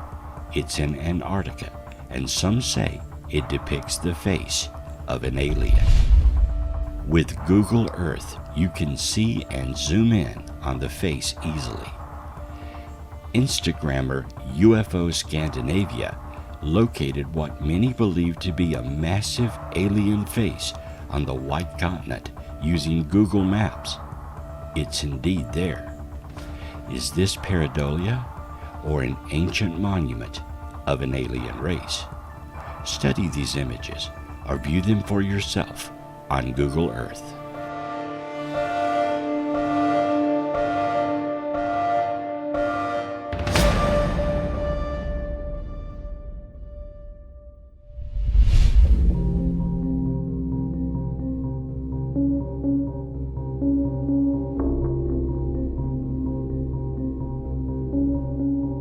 Perhaps the most famous and enigmatic crystal skull was allegedly discovered in 1924 by Anna Mitchell-Hedges, adopted daughter of British adventurer and popular author F.A. Mitchell-Hedges.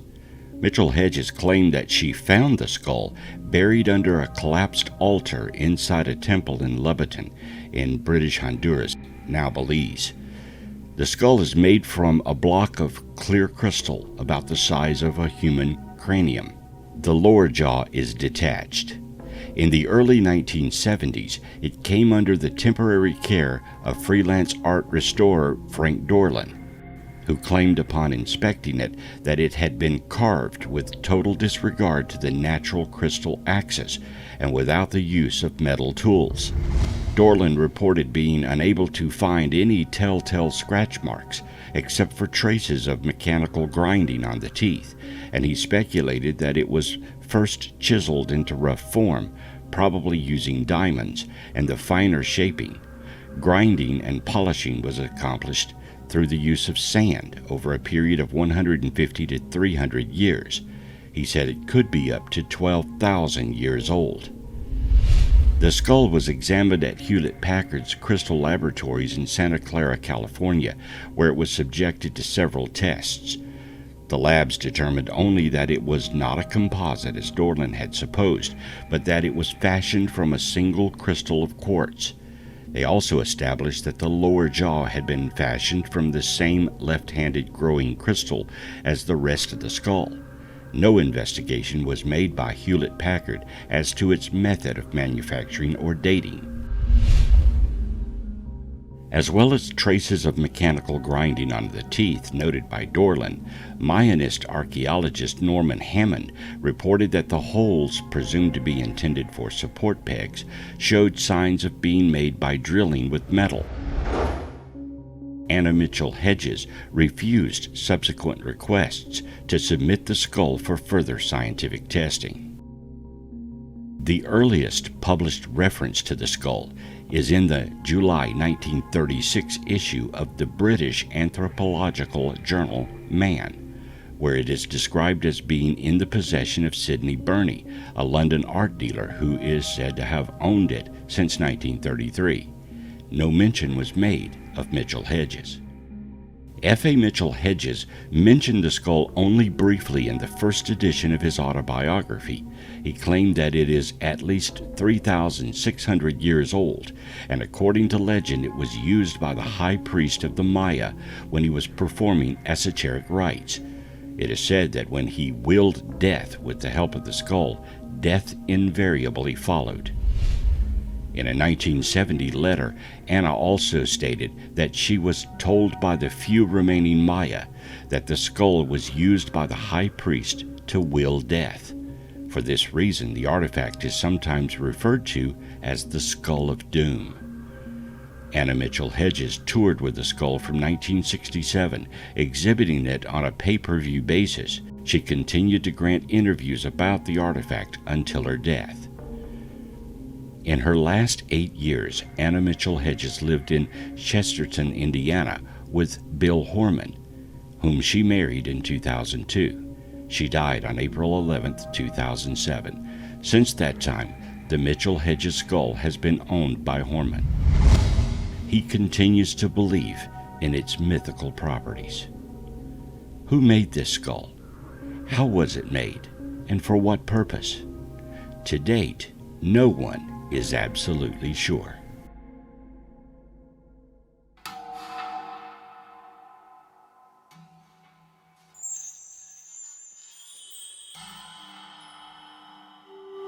The Nasca lines are a group of very large geoglyphs formed by depressions or shallow incisions made in the soil of the Nasca Desert in southern Peru.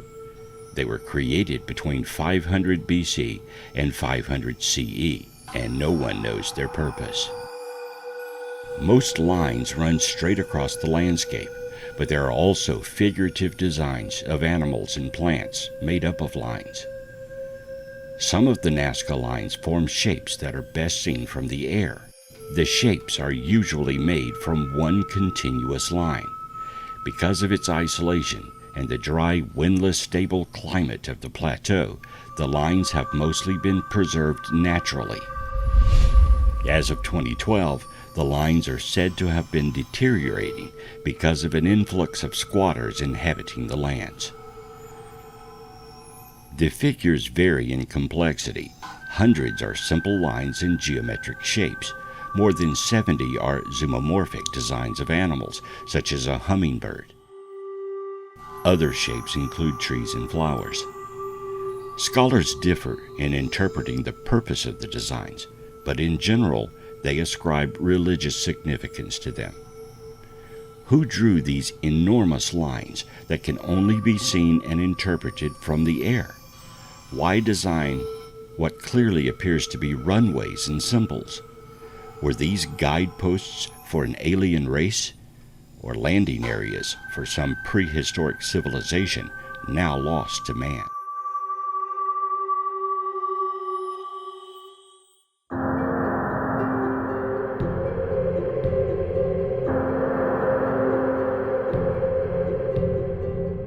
It can be hard to resist the allure of a mysterious object found in a context that doesn't seem to make rational sense, suggesting that it's proof of time travelers, lost civilizations, or alien visitors. You don't have to be a conspiracy theorist or a cryptozoologist to marvel at a bizarre computer-like device that dates back to ancient Greece, or a 2,000-year-old battery found outside of Baghdad in the 1930s. So-called out-of-place artifacts are often said to baffle scientists and conspiracy theorists. They suggest that scientific efforts to identify their origin and purpose willfully ignore potentially controversial explanations outside the mainstream. After all, it's true enough that science is constantly evolving, and we still don't have the answers to many of life's mysteries. But imagine how everyday objects from our own time might be interpreted thousands of years from now if information about how they're used doesn't survive.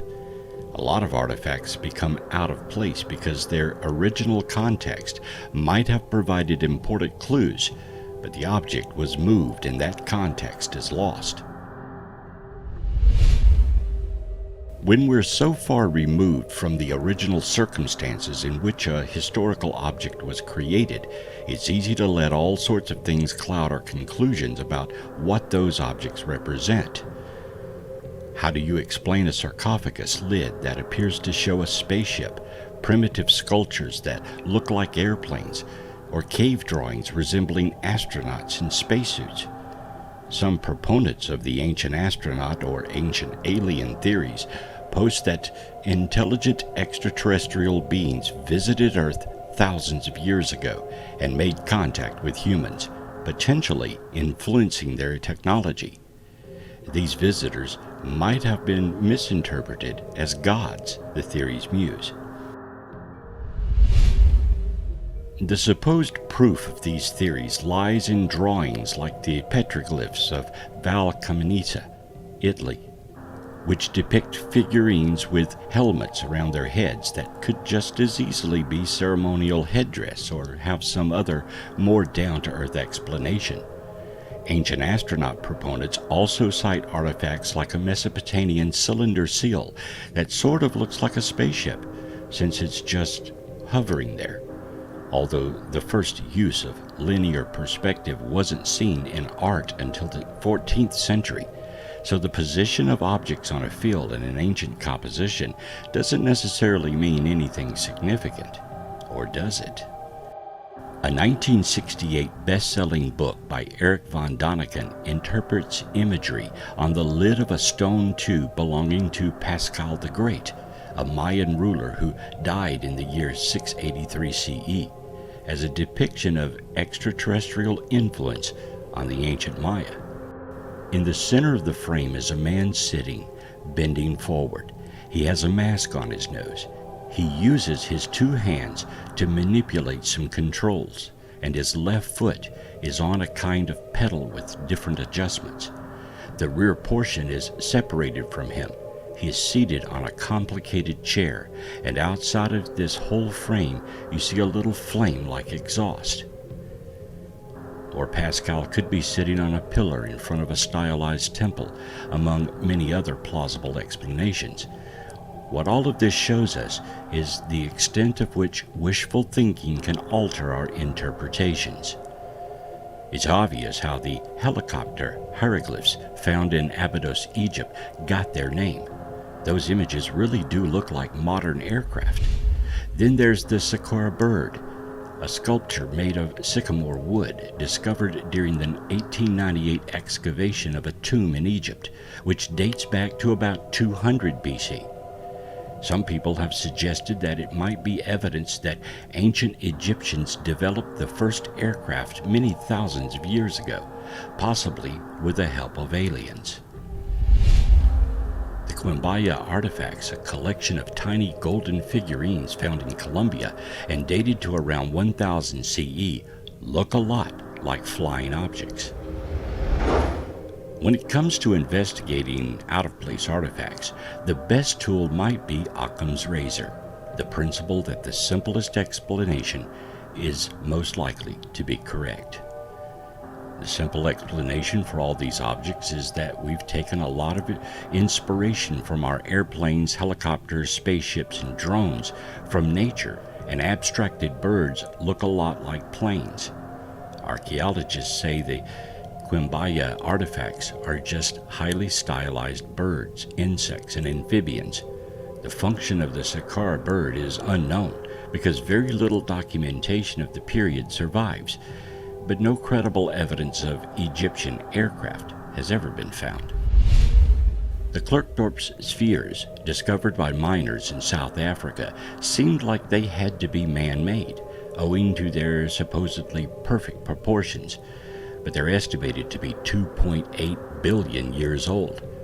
Does that mean that they're evidence of advanced pre-human civilization on Earth, whether some other species from this planet or extraterrestrial? As suggested by Michael Cremo, author of Forbidden Archaeology, The Hidden History of the Human Race.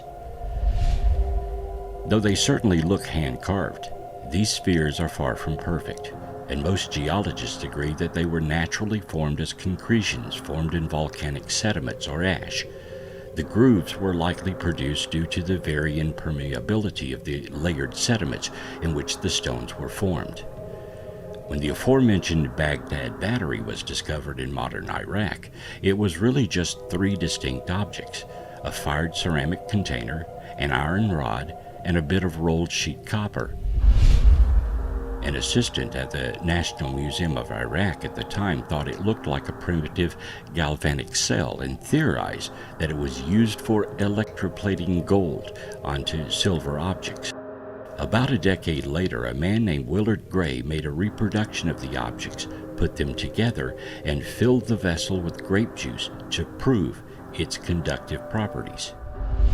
To the surprise of pretty much no one, a lot of supposed out-of-place artifacts are just forgeries and hoaxes.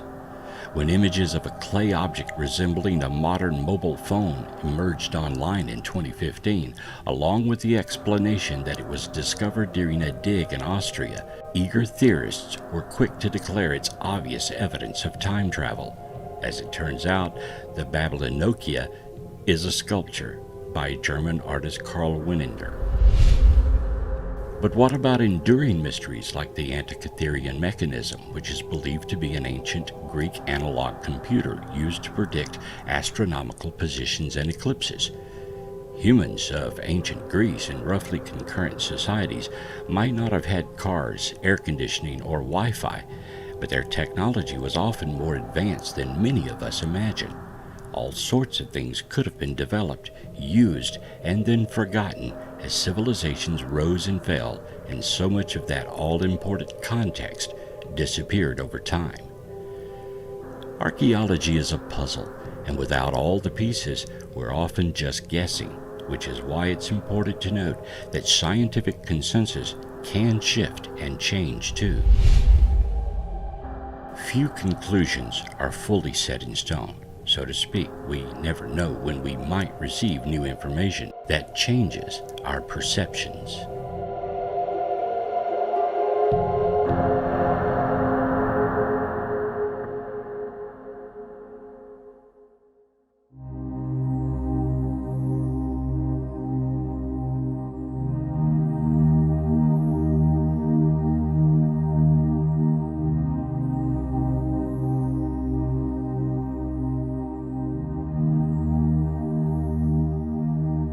The popularity of the ancient alien architect theory has grown to great prevalence.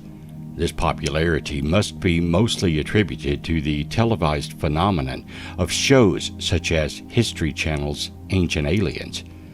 Some sources of information on the topic are found on websites such as theancientalien.com and archaeology books like Graham Hancock's Fingerprints of the Gods and Andrew Collins' Gobekli Tepe, Genesis of the Gods. No matter the popularity of the theory, it is indeed extraordinary. The belief in the ancient alien architect theory defies all bounds of modern scientific knowledge, rejecting traditional accepted requirements for a legitimate scientific theory sometimes. There is no physical or historical proof that provides definitive evidence to support the theory, and yet it holds. No matter your personal opinion on the theory, it is undeniably rampant, controversial, and extraordinary, and it may very well be true. For those who hold stock in the ancient alien architect theory, explanations abound. For example, at the time at which so many of the ancient monuments in question were built, our perception of the necessary technology was not invented. This begs the question as to how our ancestors managed such a feat. Additionally, many of the monuments, Egyptian pyramids, Easter Island heads, etc., have curiously precise alignments with the stars and patterns of the sun. Without telescopes or geometric equipment, this type of precision seems highly unlikely for humans to muster on their own. Interpretations of cave etchings and hieroglyphics seem to reveal images of helicopter-type vehicles and structures reminiscent of a flying saucer. Had our ancestors not been visited by ancient alien architects, how and why would these images appear? Lastly, there is undeniable similarity between structures that were built hundreds and thousands of years and miles apart. Without ever having seen these other locations, how did our ancestors duplicate them? To those who accept the ancient alien architect theory, it seems that the only logical explanation to these mysteries was the visitation of higher intelligence race of aliens. On the other hand, there are many who reject the idea of the ancient alien architect theory. From a technological standpoint, it is true that scientists are still working on figuring out how exactly our ancestors managed such large architectural feats. However, modern discoveries and research has uncovered explanations and theories based in legitimate scientific process. For example, a recent study based out of Egypt led to the discovery that water can be utilized to make the transportation of heavy blocks easier. This sheds light of the question as to how our ancestors managed to move such heavy objects without modern-day technology. Circumpolar stars such as Polaris and lines of rope could have been utilized as a method of aligning the buildings so precisely with star patterns. While scientists and archaeologists acknowledge that these actions would have been difficult, they would not have been impossible. Documents and building plans have been found in places such as Egypt as well, describing the large workforces utilized in these projects. For those who reject the theory, they see no actual evidence of its claims. They seek proof in traditional and logical scientific process. Those who believe the ancient alien architect theory are not alone. believers come from every walk of life, every age, and every socio-economic status. There is a social fascination with the topic, and it is widely popular across many platforms. Social media, television shows, blogs, and even support groups devoted to the theory allow believers to hold strong. The prevalence of the show Ancient Aliens undoubtedly attracts many to this theory. Movies like The Day After Tomorrow and Independence Day, while not focused primarily on ancient architects, promote fascination with alien conceptualization. All of these platforms make it hard to ignore the topic and allow believers more and more outlets to solidify their convictions.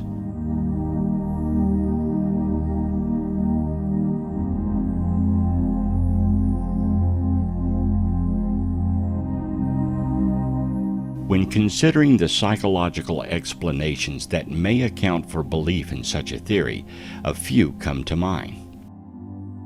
Ad ignorantum refers to the idea that something must be true if it's not proven false. This is key in the mind of a believer. Instead of saying, "Let me show you proof," they instead say, "Show me proof this isn't true." Hasty generalization is key as well.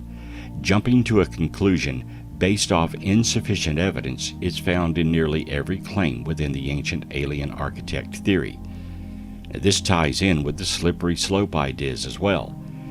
A small idea is conjectured, and instead of analyzing or trying to disprove it, the idea snowballs into an entire theory. For example, when considering the issue of how the pyramids were built, some argue that hieroglyphics found on site resemble helicopters. A believer assumes this to mean that a helicopter-type vehicle was present, and since humans did not have that kind of technology, they then assume that an extraterrestrial visitor must have brought it. And so if they were present, they must have been helping with the construction of the seemingly impossible pyramid construction. Instead of accepting alternate explanations, a generalized theory is created and seemingly explains the mystery.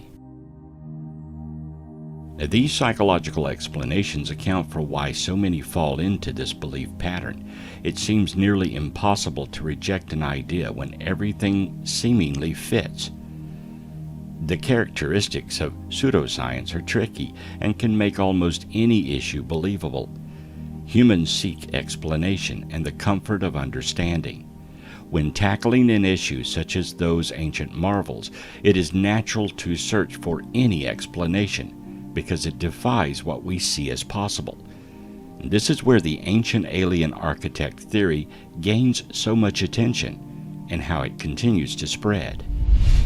Just outside Cairo in Giza, the most famous of Egypt's pyramids rise from the desert. Built more than 4,500 years ago, the pyramids of Giza are monumental tombs where ancient queens and pharaohs were buried. But how exactly did the Egyptians build these things? The Great Pyramid is made of millions of precisely hewn stones, weighing at least 2 tons each. Even with today's cranes and other construction equipment, building a pyramid as big as that of the pharaohs would be a formidable challenge. And then there's the astronomical configuration of the pyramids, which is said to align with the stars in Orion's belt. As well, ancient theorists often point to the fact that these 3 pyramids are in a way in better shape than others built centuries later. So, are Egypt's pyramids artifacts of aliens?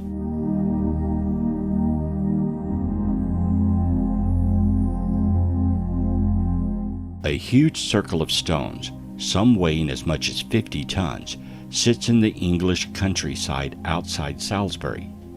Known as Stonehenge, the Neolithic monument inspired Swiss author Erich von Däniken to suggest it was a model of the solar system that also functioned as an alien landing pad. After all, how else could these massive stones have ended up hundreds of miles from their home quarry? No one knows what exactly the meaning of Stonehenge is, but as with all the other sites in this collection, the explanation could be aliens. Instead, scientists have demonstrated it's actually possible to build such a thing using technologies that would have been around 5,000 years ago when the earliest structures at the site were built.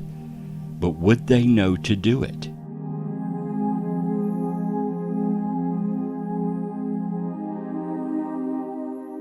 It appears as though the stones are aligned with solstices and eclipses, suggesting the Stonehenge builders were at least keeping an eye on the heavens.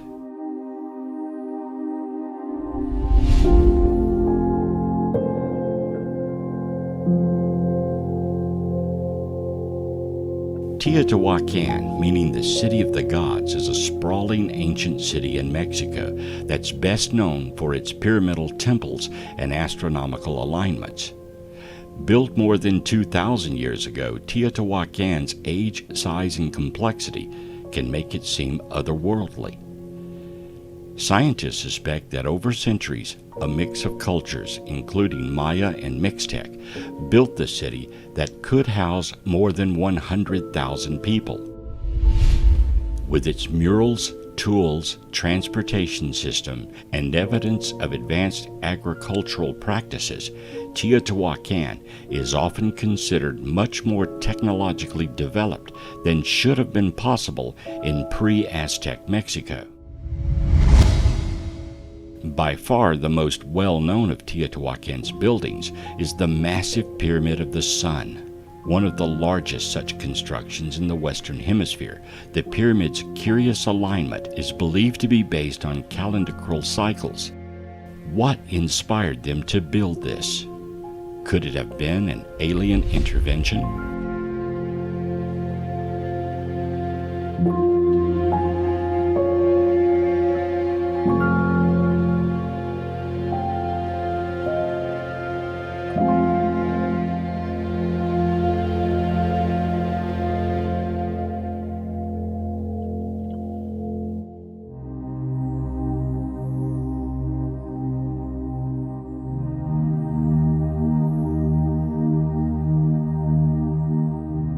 The enigmas surrounding the Moai, Easter Island's fleet of large stone figures, pretty much follows the same narratives as the other sites described here. How in the world did the Rapa Nui make these figures more than 1,000 years ago? And how did the Moai end up on Easter Island? Carved from stone, the nearly 900 human figures are sprinkled along the flanks of the island's extinct volcanoes.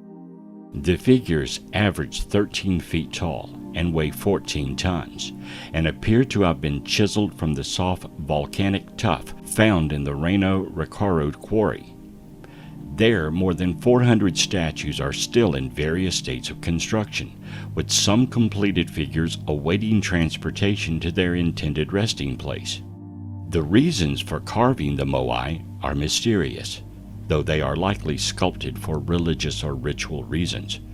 It's also not exactly clear what happened to the Stone Age Rapa Nui, but a leading theory suggests their civilization succumbed to an environmental disaster of their own making. Nor do we know who or what inspired these creations. Aliens are also a plausible reason.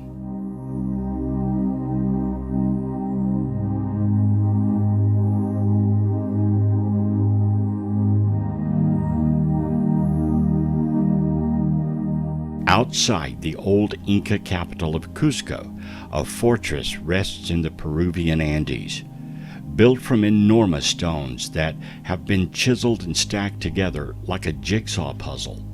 Some say it could be the work of an ancient civilization that had a little help from interstellar friends. The 1,000-year-old interlocking fortress walls are made of rocks that weigh as much as 360 tons each, and which were carried more than 20 miles before being lifted and fit into place with laser-like precision. How an ancient culture accomplished such a feat of engineering is a little problem to solve. In fact, it isn't the only example of this intricate masonry. Similar walls exist throughout the Incan Empire, including one in Cusco where a 12-angled stone has been carefully wedged into place. Did aliens help with or inspire the creation of these monumental structures? It's unlikely the Inca had this technology.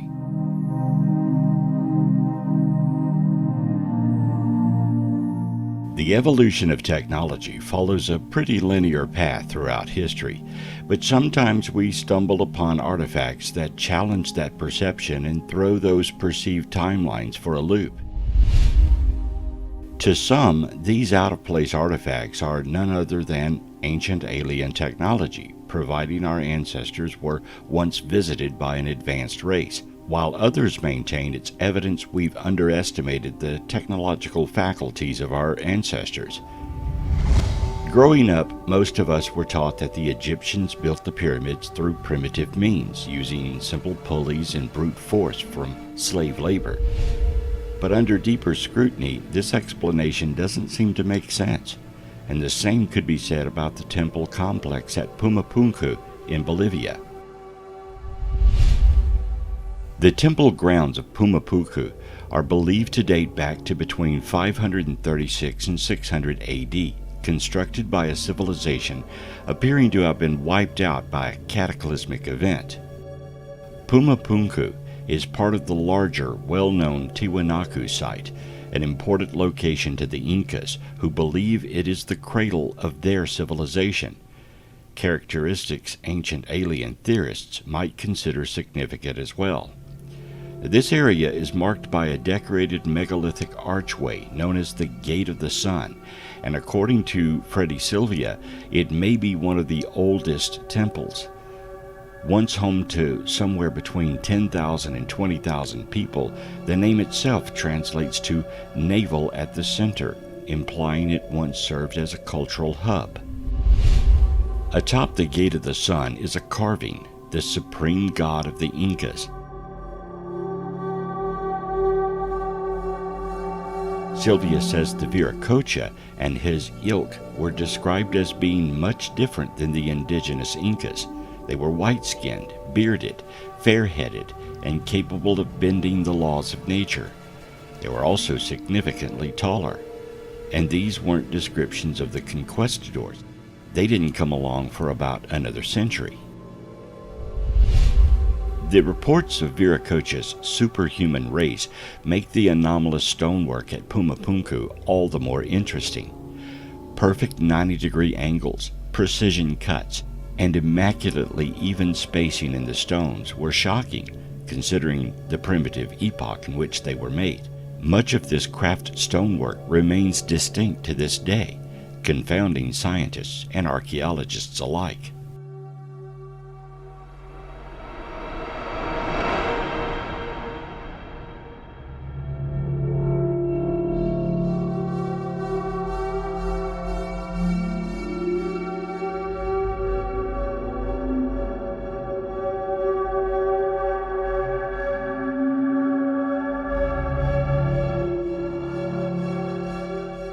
Earth is probably the last place you'd look for extraterrestrials, especially with all the new exoplanet discoveries and the endless quest to prove there was life on Mars at least once in the past, something billion years ago. But are we looking too far? Some scientists are less out there and more down to earth, literally, when it comes to finding traces of alien life forms. Not that these hypothetical aliens are actually crawling around our planet. What these scientists argue is that they may have dropped by before humans even existed and left behind techno-signatures such as radios, rockets, or other tech that might have been lying deep underground or floating around in space for eons.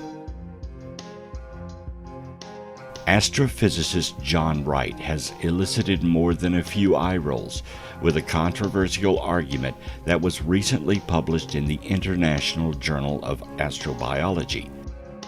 He believes that techno-signatures from an alien species that landed not just on Earth or the Moon, but even Mars, before its atmosphere was obliterated, or Venus before it became a swirl of toxic clouds, could have possibly survived somewhere.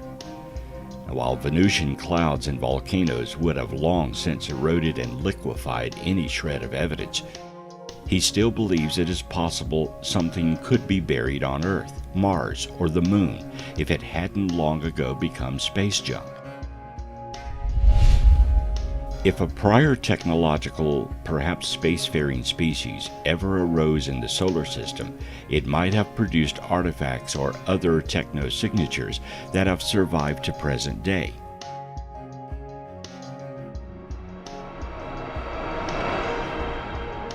Meaning solar system artifacts provides a potential path to resolving an astrobiology question.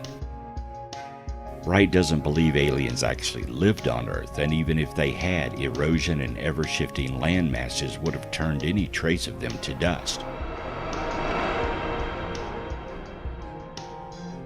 Hypothetical alien trash would have had a much better chance of surviving in the subsurface of Mars, away from the solar winds and radiation it constantly gets blasted with, and too deep to be smashed by meteorite impacts.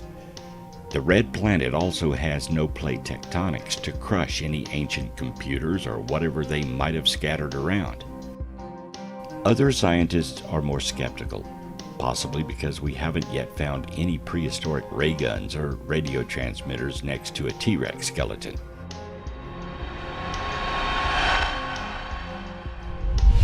Astronomy professor Ivi Liob believes that there could have been a visit from other civilizations on Earth. The search for extraterrestrial artifacts is more likely to find techno-signatures in space, though, however unlikely that still is. The most effective way to zoom in on something unusual would be a sky survey. Whether we'd actually recognize something as alien, even if we saw it, is an entirely different thought to keep both scientists up at night. Supporters of the drive to find extraterrestrial artifacts are already peering deep into space in a bid to discover cities, satellite networks, or gigantic megastructures. Some even think our own solar system could contain probes sent by an advanced civilization, wreckage from old spaceships, or even evidence of ancient settlements on planets like Mars or Venus.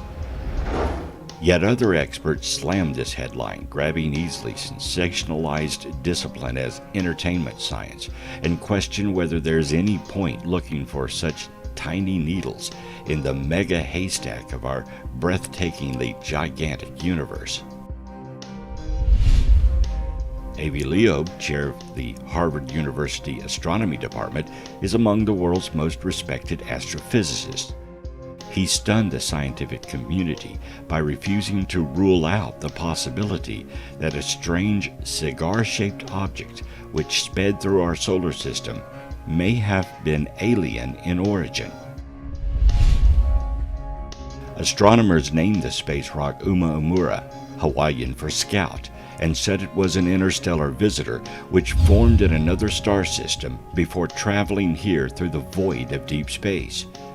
He did not simply dismiss the idea that it was built by an extraterrestrial civilization and suggested it could have been a light cell craft, calling on his fellow scientists to keep an open mind about its origins. What sort of alien technology are astronomers searching for right now? Well, examples include artificial light, industrial pollution, or reflection of starlight from solar cells on the surface of planets around other stars, megastructures, or fleets of satellites. Space archaeology with our best telescopes might reveal technological equipment floating in space, similar to the 2 Voyager probes that we launched and are now leaving the solar system. But we should keep in mind that the travel time is very long between stars. It would take the Voyagers about 100,000 years to reach the nearest stars to our Sun. The equipment could therefore be defunct if it belongs to a civilization that died by now.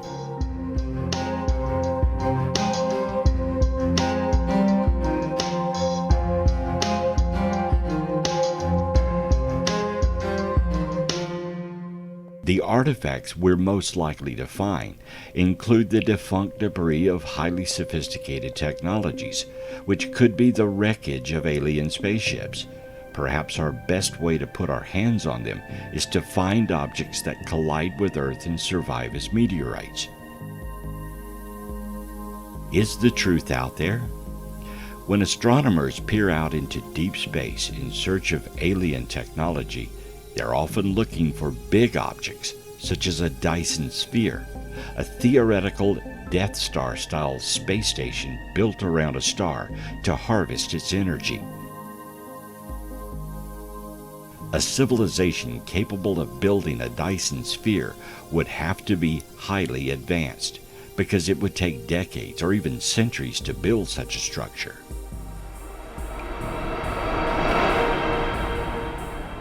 Jason T. Wright, Associate Professor of Astronomy and Astrophysics at Penn State University, became world famous after speculating that the mysterious behavior of a distant sun called Tabby's star was caused by a megastructure moving in front of it, although this hypothesis has been dismissed.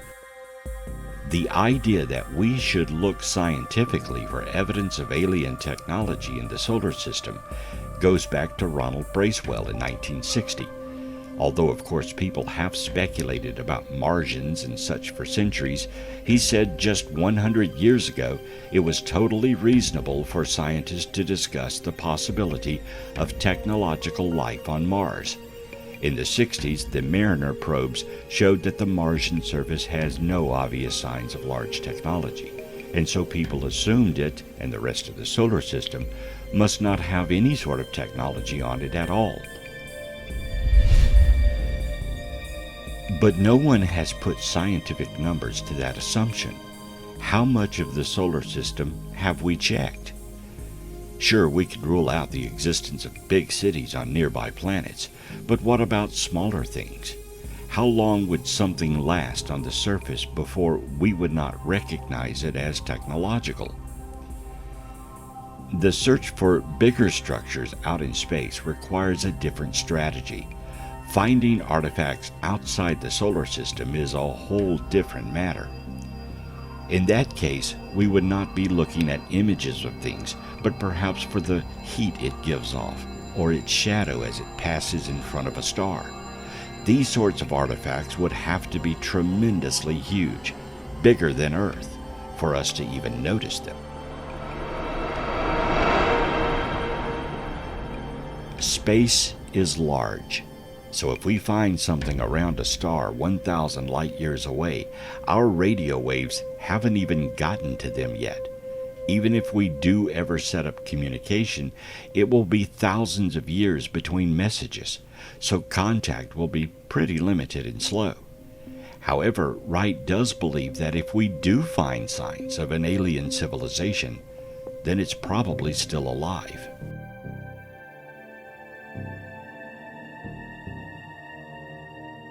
On a cosmic timescale, things don't tend to last very long after their creators or maintainers go away. So what about the possibility of finding alien probes near the Earth?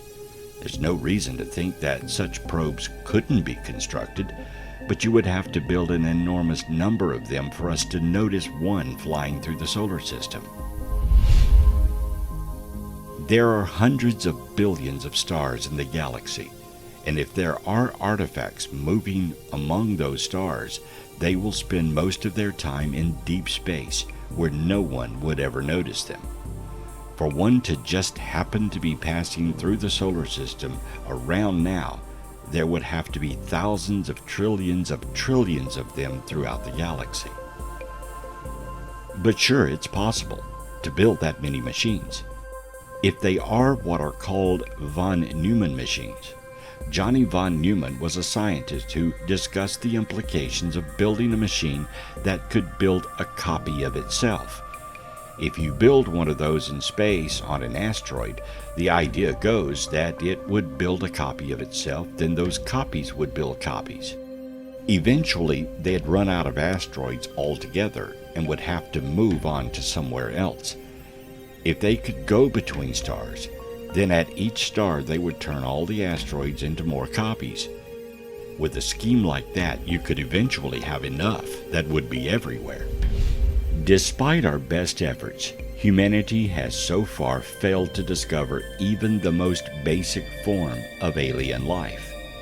Dr. Paul Davies, a professor at Arizona State University, is author of The Eerie Silence: Searching for Ourselves in the Universe. His book grapples with the Fermi paradox, an argument which discusses the contradiction between the high likelihood that aliens live somewhere in the universe with humanity's inability to find them, which is often called the Great Silence. He has previously called for a search of the moon to look for traces of aliens, as well as discussing the possible existence of a shadow biosphere on Earth, populated by undiscovered creatures which behave very different to all other known forms of life on our planet.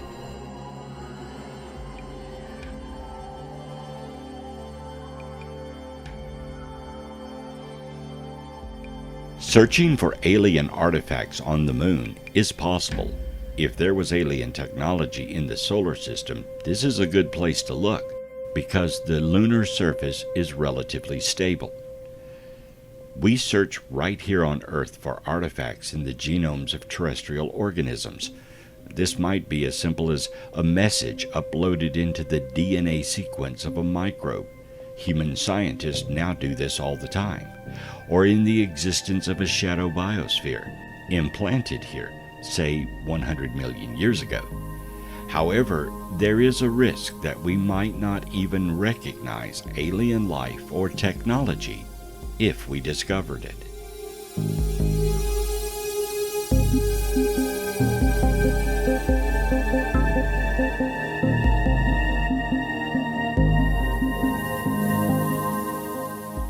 From ancient artifacts to monuments and structures on our planet, as well as others, seem to suggest we are not alone, and mankind has been visited and influenced by extraterrestrials.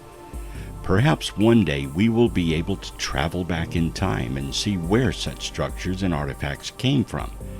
But still then, we can only massage the science and try to understand the technologies that once existed, or determine if they were inspired by someone else. We live in a wondrous world with mysteries and questions all over the globe. But when it comes down to it, the only real question is, what do you believe? Did aliens inspire or even create some of the curious structures and artifacts we're continuously finding? Or is it man himself, more intellectual than we have ever considered? The answer to our questions may not be in the stars, but rather right here on our own planet Earth.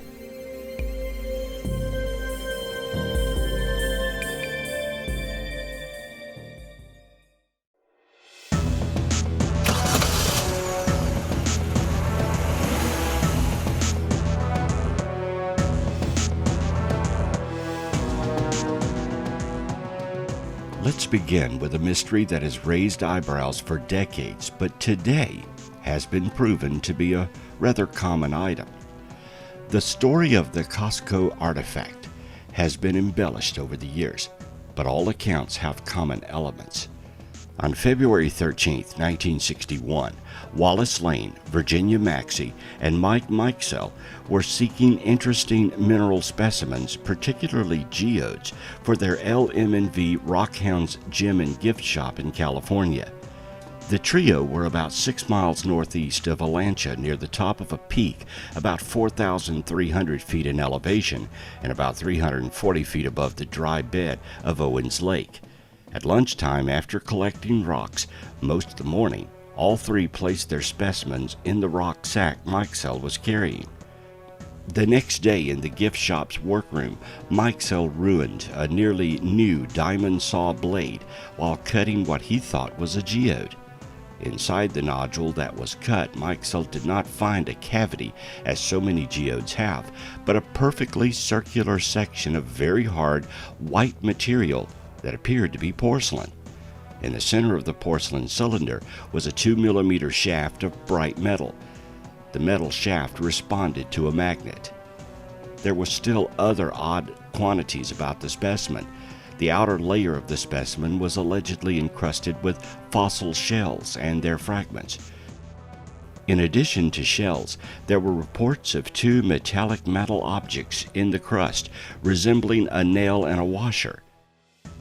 Stranger still, the inner layer was hexagonal and seemed to form a casing around the hard porcelain cylinder.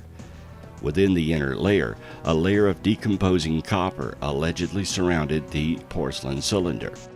The group had an anomaly. Here was a possible geode over 500,000 years old, with some sort of electronic device buried within it. The object looked like a spark plug, and no one could figure out how it came to be encased in a geode from thousands of years ago. A spark plug encased in 500,000-year-old geode would represent a substantial scientific and historical anomaly, as spark plugs were invented in the 19th century. Critics say that the stone matrix containing the artifact is not a geode, but concentration that can be explained by natural processes that can take place over a decade or two. Had the group really found a piece of technology encased in a prehistoric stone from ages ago? In 2018, an investigation by Piri Reis and Paul Hinrich, with the help of members of the Spark Plug Collectors of America, identified the artifact as a 1920s-era champion spark plug, widely used in the Ford Model T and Model A engines. SPCA President Chad Wyndham and other collectors concurred with his assessment. Stromberg and Hinrich's report indicates that the spark plug became encased in a concretion composed of iron derived from the rusting spark plug. Iron and steel artifacts rapidly form iron oxide concretions as they rust in the ground. On April 12, 2018, Piri Stromberg was contacted by the family of one of the co-discoverers of the artifact. He was offered an opportunity to physically inspect the artifact, and he accepted, and also arranged for the artifact to be inspected by a geologist from the University of Washington Earth and Space Science Department. The inspections confirmed the previous conclusion that the artifact was a 1920s-era champion spark plug. The Kasu artifact is a good example of not jumping to conclusions when analyzing ancient artifacts. There could be a simple and reasonable explanation.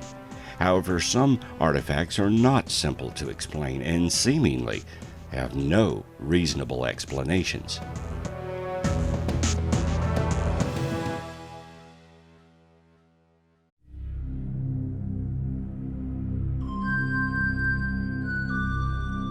The schist disk is one of those unusual artifacts that defies explanation.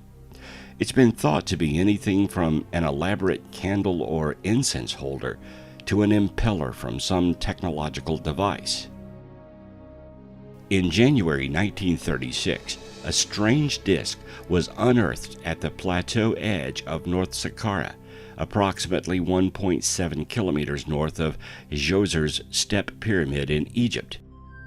The discovery of the mysterious prehistoric artifact that many considered as a device was made in the tomb of Prince Sebu around 3100 BC by a famous British Egyptologist, Walter Byron Emery. Sebu was the son of a high official or administrator of a town or province probably called Star of the family of Horus. The unearthed device, named the schist disk, is approximately 24 inches by 4.2 inches in the center. It was manufactured by unknown means, from very fragile and delicate material, requiring very tedious carving, the production of which would confound any craftsman today. Now, many important questions arise. Scientists do not think the object is a wheel, because the wheel appeared in Egypt at 1500 BC during the 18th dynasty. If the schist disk is in fact a wheel, it would mean ancient Egyptians possessed knowledge of the wheel about 3000 BC during the time of the first dynasty. This would require Egyptologists to rewrite some history books. If the schist disk is not a wheel, nor modeled after the wheel, what is it? Some scientists suggest that the fragile nature of such an intricately carved stone object greatly limits its practical usage and suggests a purely ornamental function, being of a religious or some other ritualistic purpose. Of course, some believe this disc served another purpose, as a lamp. However, critics of the theory argue that the three-blade ceremonial lamp is hardly possible because of the shape and curvature of its petals, which seems to suggest a function, not just decoration. Egyptologist Cyril Aldrin reached the conclusion that, independently of what the object was used for or what it represented, its design was without a doubt a copy of a previous, more older metallic object. Why did the ancient Egyptians bother to design an object with such a complex structure more than 5,000 years ago? How could a culture who typically used chisels to shape rock have mastered a technique to work such a delicate material into this extraordinary level? Obviously, the schist disk is an object that played an important role 5,000 years ago. Egyptologists offer a number of theories trying to explain what the disk was used for, but for the moment, no one has been able to explain the object's complex structure. The schist disk's futuristic design continues to baffle all those who have seen it.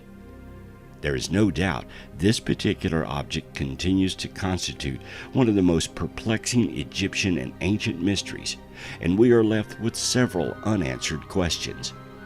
You can examine the schist disk yourself, as it is currently in the Cairo Museum.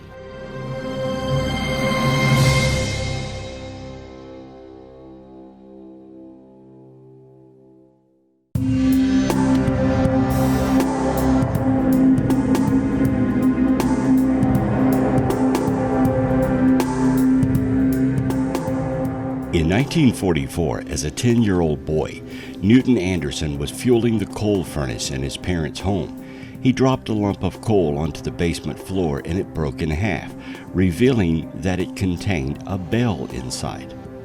The coal that was mined near his house in Upshur County, West Virginia, is about 300 million years old.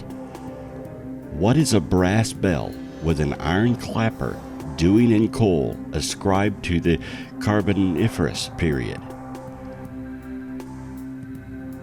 According to Norm Schomburg's book Ammunition, which includes several coal anecdotes, the bell is an antediluvian artifact made before the Genesis flood. The Institute of Creation Research had the bell submitted to the lab at the University of Oklahoma.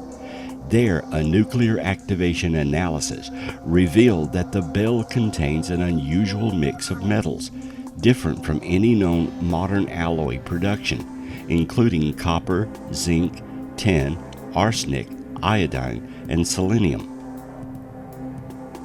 There is a winged statue at the top of the bell, which does not resemble any known cultural depiction. The closest depictions with similarities would be the Babylonian southwest wind demon called Pazuzu. There is a headpiece missing on the bell, which may have indicated the bell statue was taller. This is not the only artifact found in coal millions of years old. An iron pot was found in coal in Oklahoma. In a notarized statement, Frank Kennard said in 1948 he was working in the municipal electric plant in Thomas, Oklahoma in 1912. He came upon a solid chunk of coal which was too large to use. He broke it up with a sledgehammer.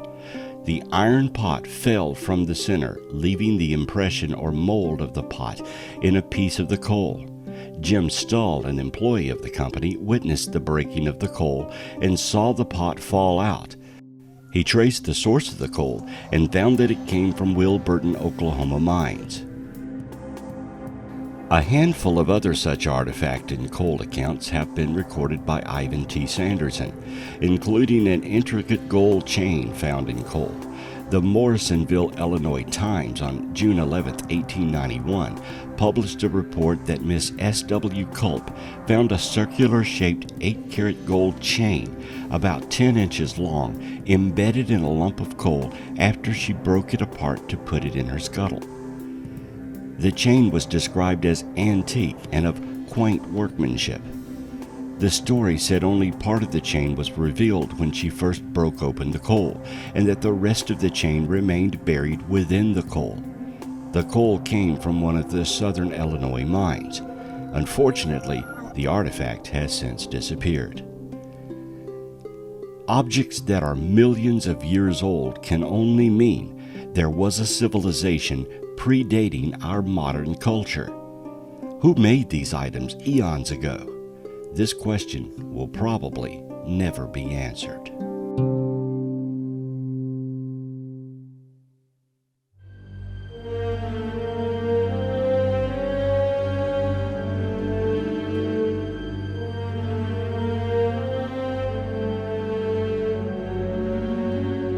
Suppose you came across a Roman dodecahedron.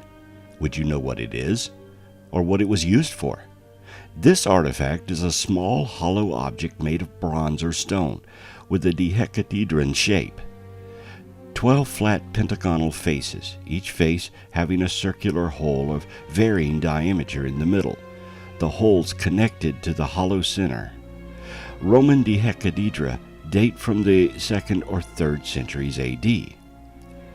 About 100 of these objects have been found from Wales to Hungary and Spain, and to the east of Italy, and most found in Germany and France. Ranging from 4 to 11 centimeters in size, they also vary in terms of textures. Most are made of bronze, but some are made of stone. No mention of them has been found in contemporary accounts or pictures of the time. Speculated uses include a candlestick, because wax has been found inside 2 examples, dice, survey instruments for estimating distances to or distances of objects, devices for determining the optimal sow date for winter grain, gauges to calibrate water pipes or Army standard bases. Use as a measuring instrument of any kind seems improbable, since the artifacts are not standardized and come in many sizes and arrangements of their openings. It has also been suggested that they may have been religious artifacts or even fortune-telling devices. This latter speculation is based on the fact that most of the examples have been found in Gallo-Roman sites. Several dodecahedra were found in coin boards, providing evidence that the owners considered them valuable objects. Smaller dodecahedra with the same features, holes and knobs, and made from gold have been found in Southeast Asia. Speculation among historians has resulted in many different hypotheses, which is as close as we may get to an accurate answer. Few archaeologists will even comment on it, because these objects aren't defined to a specific cultural area and therefore not their area of expertise. Even the theories that do exist are highly debated among historians. Can you figure out what this artifact is, or its purpose? If you can, then you may solve one of the most perplexing mysteries of our time.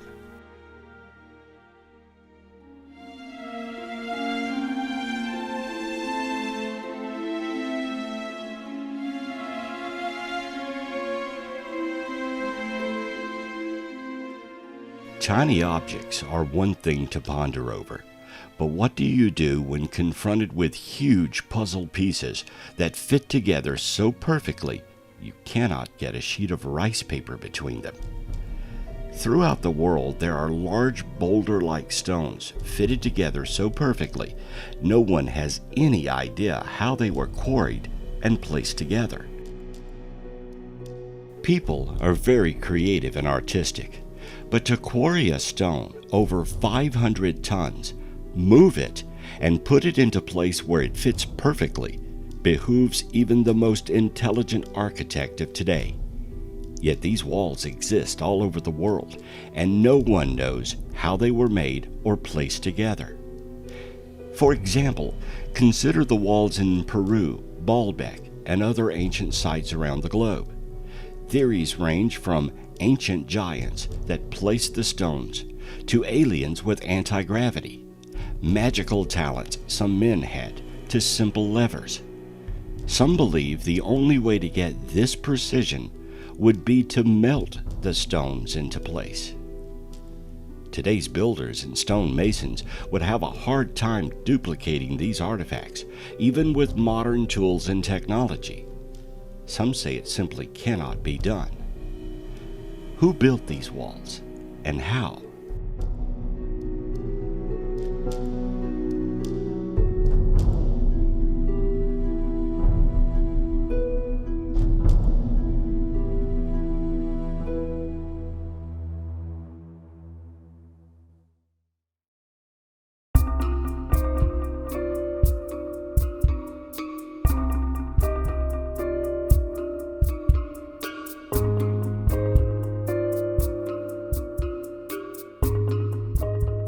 The Antikytherian mechanism is generally referred to as the first known analog computer.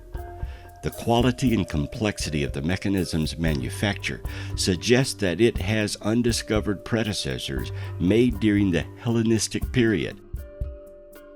Its construction relies on theories of astronomy and mathematics developed by Greek astronomers during the 2nd century BC, and it's estimated to have been built in the late 2nd century BC or the early 1st century BC.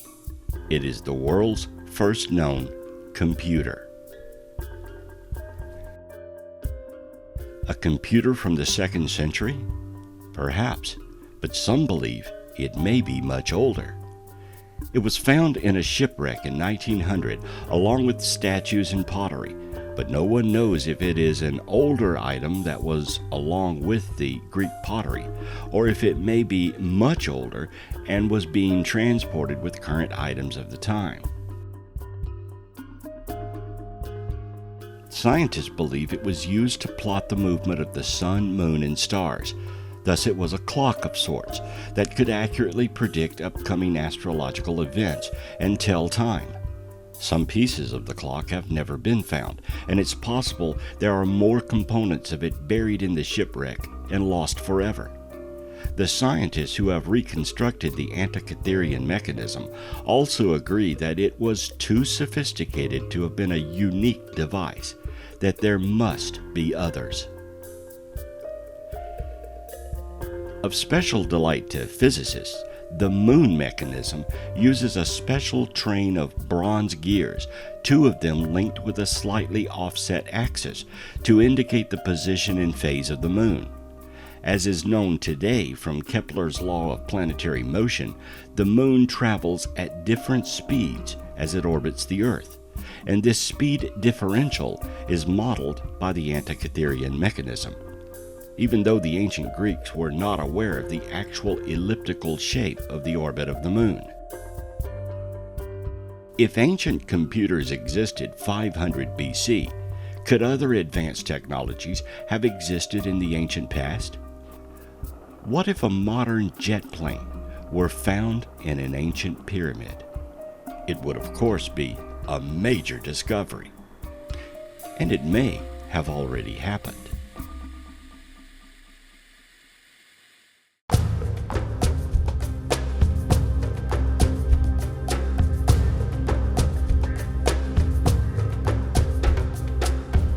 Is this a helicopter?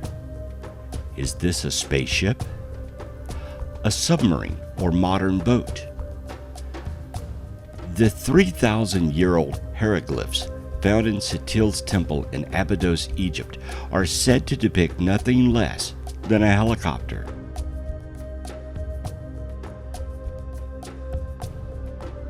Plane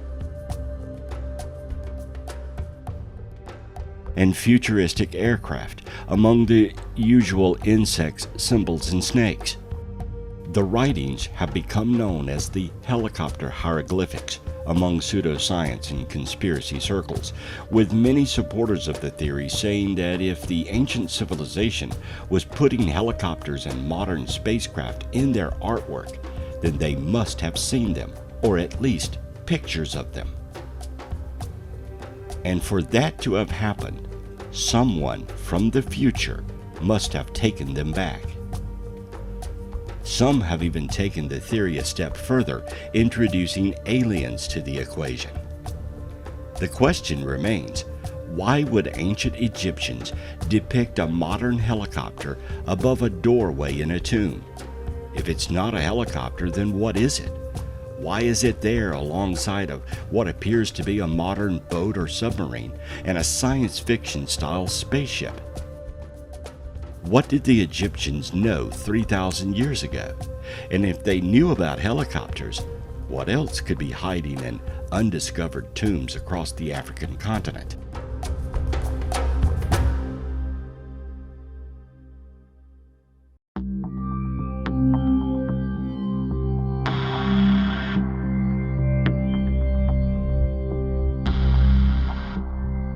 Dropa stones are said by some ufologists and pseudo-archaeologists to be a series of at least 716 circular stone discs dating back 12,000 years, on which tiny hieroglyphic-like markings may be found. Each disc is claimed to measure up to 1 foot in diameter and carry 2 grooves, originating from a hole in their center, in the form of a double spiral. The hieroglyphic-like markings are said to be found in these grooves. No record has been found of the stones being displayed in any of the world's museums, and their current whereabouts are unknown. In 1962, a Chinese researcher, Sun Nui, was reported to have concluded that the grooves on the discs were actually very tiny hieroglyphs, none of which were a pattern that had been seen before, and which can only be seen with the use of a magnifying glass. He announced that he had deciphered them into a story that told of a spacecraft that crash-landed in the area of the cave, the Kahokia Mounds, and that the ship contained the Dropa people, who could not fit in and therefore had to adapt to Earth. Further, his research claims that the Dropa people were hunted down and killed by the local Han Chinese for a period. Some Nui noted specifically that one glyph apparently said, "The Dropa came down from the clouds in their aircraft. Our men, women, and children hid in the caves 10 times before sunrise.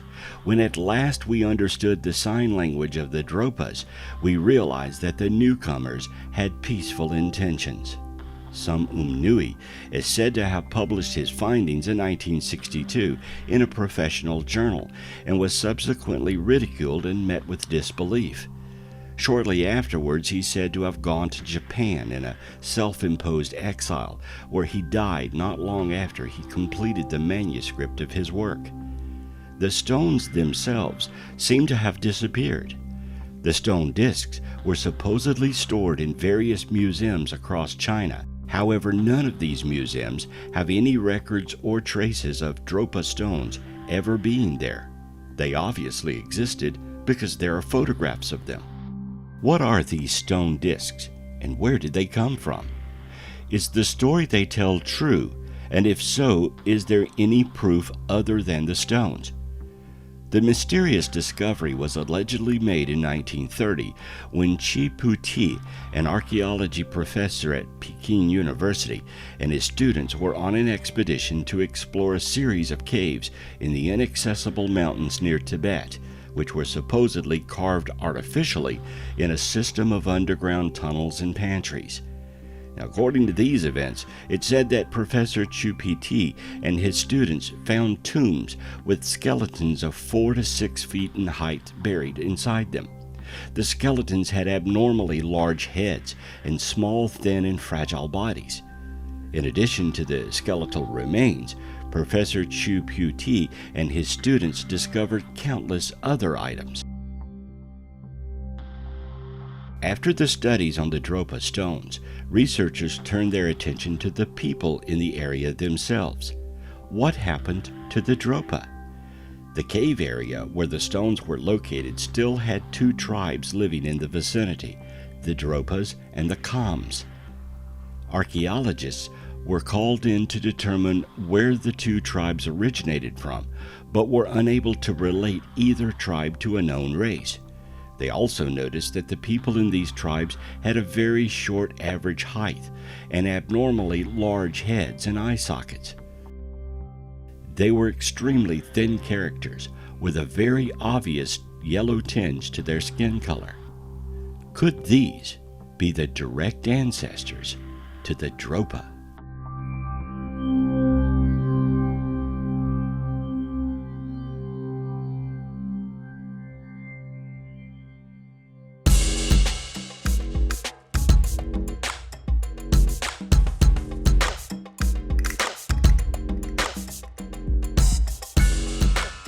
Have you ever seen a Waffle Rock?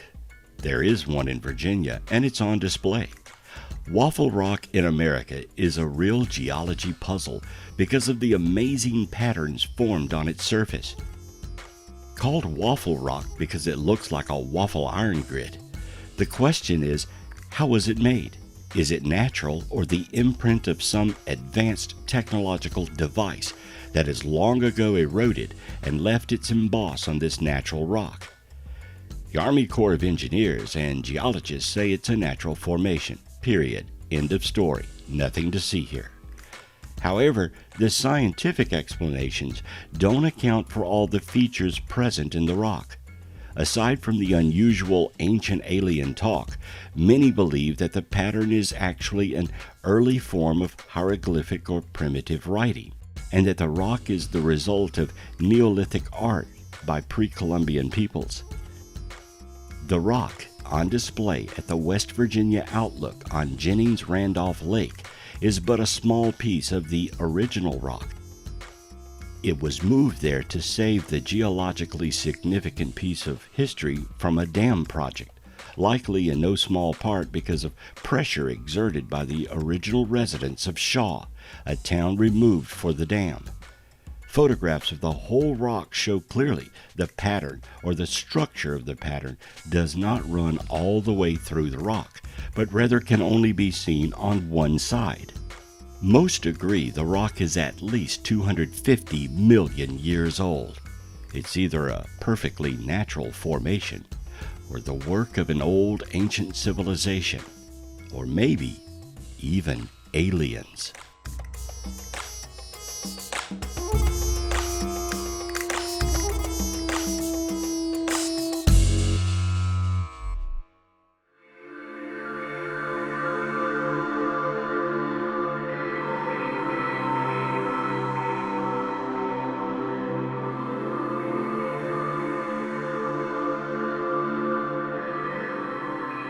Today, you can find just about any place with a quick Google search. But in times past, to get from here to there, you needed a map. Maps have been used to chart every point known around the globe. The more accurate, the better the map.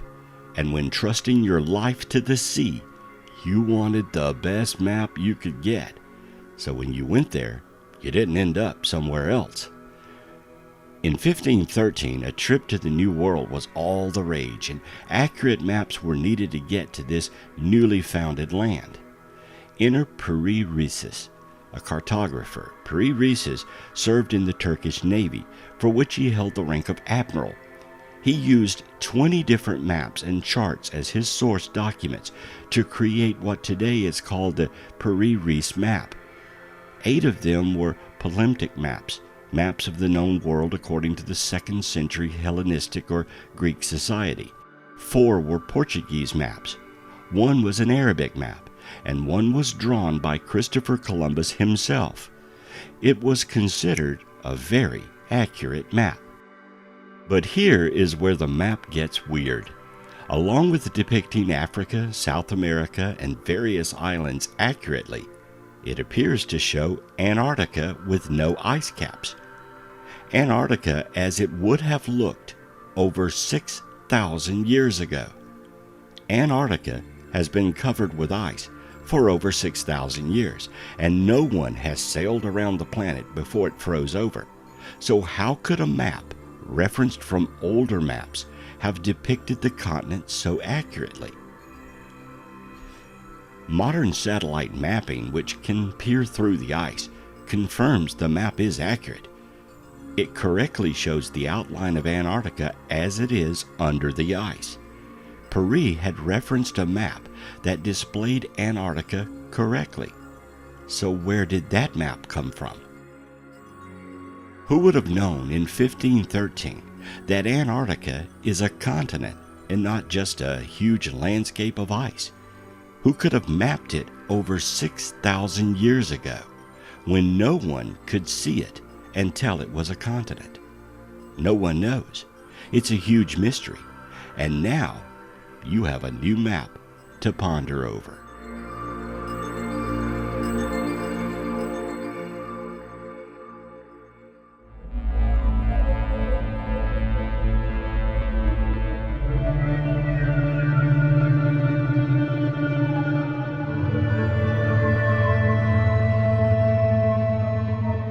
If you take a tube of copper, a rod of iron, and put them in a clay pot filled with juice or some acidic liquid, do you know what you get? A battery, that's what. Kind of like the potato clock novelty science toys you can buy. The clay pot battery will actually work. Man has known about electricity since old Ben Franklin flew a kite in a storm, or so we are told. What if batteries were around centuries ago? Well, apparently they were, or so it seems. The Baghdad battery is a set of 3 artifacts which were found together: a ceramic pot, a tube of copper, and a rod of iron. It was discovered in modern Iraq, close to the capital of the Parthian Empire, from around 250 BC, and is considered to date from that period. Its origin and purpose remain unclear, and further evidence is needed to explain its purpose. It was hypothesized by some researchers that the object functioned as a galvanic cell or battery, possibly used for electroplating or some kind of electrotherapy. But there is no electro-gilded objects known from this period. An alternative explanation is that it functioned as a storage vessel for sacred scrolls. The battery has been proven to work, and on the modern program Mythbusters, several were linked together to produce 4 volts, enough to barely electroplate with. Some researchers believe 4 volts is not enough to be useful for electroplating, but it could have been used for some kind of mild electrotherapy, such as pain relief, possibly through electroacupuncture. What it was used for is the mystery. That it was real and did exist is not a question. An over 2,000-year-old battery makes you wonder if it keeps going and going and going and going and going and going.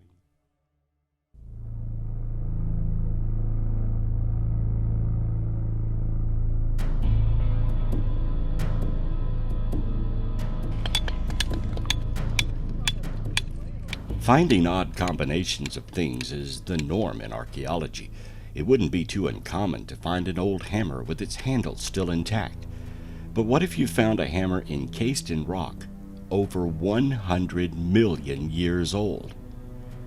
In the 1930s, in the city of London near Red Creek, Texas, an iron hammer was discovered embedded in a rock. How did it get there?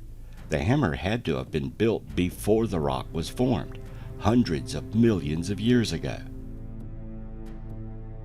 According to analysis, the rock enveloping the tool was dated to the Ordovician era, more than 400 million years old, while the hammer itself is thought to be much older, dating back 500 million years. The wooden handle of the hammer is so old that it has begun to turn into coal. That's one very old tool. It was determined that the hammer's head is made of 97% pure iron, 2% chlorine, and 1% sulfur.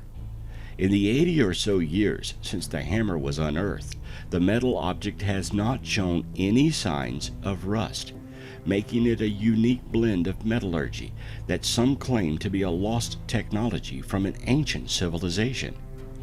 Both researchers and historians are divided into two camps in respect to the finding, with one arguing that the artifact is proof prehistoric cultures existed long before what history books tell us, and the other is denying that possibility.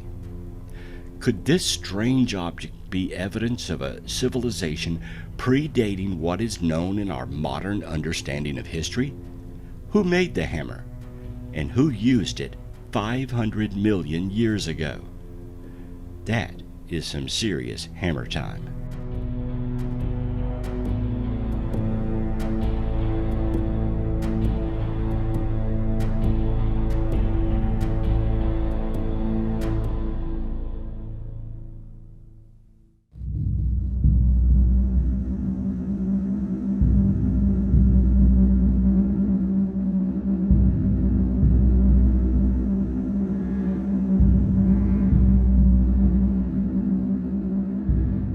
It seems every day science is pushing back the date man became an intellectual being. Gobekli Tepe sits in a plateau in Turkey and is around 20,000 years old.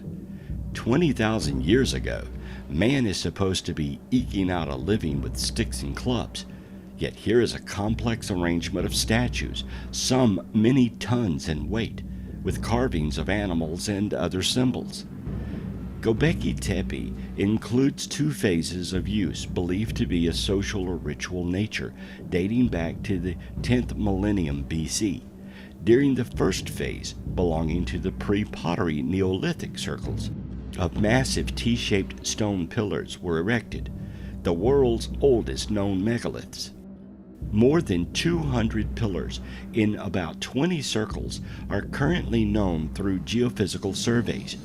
Each pillar has a height of up to 20 feet and weighs up to 10 tons.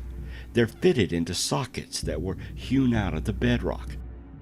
In the second phase, belonging to the pre-pottery Neolithic, the erected pillars are smaller and stood in rectangular rooms with floors of polished lime. Pretty sophisticated for cavemen, right? The details of the structure's function remain a mystery. It was excavated by a German archaeologist under the direction of Klaus Schmidt from 1996 until his death in 2014. Schmidt believed that the site was a sanctuary where people from a wide region periodically congregated, not a settlement. The structures not only predate pottery, metallurgy, and the invention of writing or the wheel, but they were built before the so-called Neolithic Revolution that marks the beginning of agriculture and animal husbandry around 9000 BC.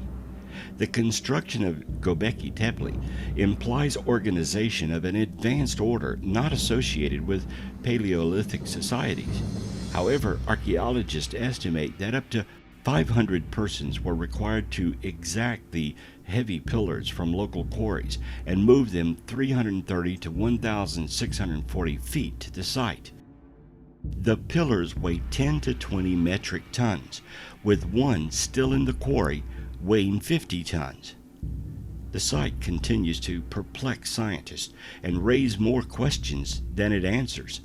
It's the oldest monolithic site on the planet as of today, predating everything else. It absolutely could not have been built and crafted by Neolithic man.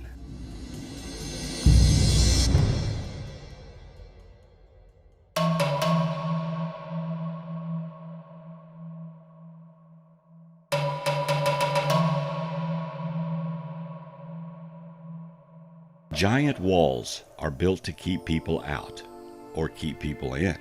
They are barriers, usually built for political reasons to hold off an invading army or group of unwanted people. In some cases, they may be used to house people or protect animals. In any case, a wall is something of a huge discovery in archaeology. If you ever find yourself driving through Rockwall, Texas, you may ask yourself why this suburb of Dallas is called Rockwall. Well, there is an ancient wall there. You can't see it because it's buried, but it's there. For over 160 years, scientists have claimed the wall is nothing more than a natural formation. Most people living in Rockwall, Texas, do not even know that their city is named after an ancient rock wall city, complete with a skull of a giant that was found while some people were digging a well looking for water a long time ago. The wall is an almost perfect rectangle, 4 miles wide and 7 miles, encompassing more than 20 square miles long, with most of the wall being buried. The top of the wall, at all outcroppings found to date, have a uniform elevation of 550 feet above mean sea level. Mary Patty Wade Gibson is the granddaughter of T.U. Wade, founder of the wall at the Rockwall County Historical Foundation. She described the additional digging her grandfather and other men did at the home site. In her description were cubicles or rooms constructed of stone which you could walk through and would reach a corridor which seemed to run in a direction into the hill that the town square sits upon.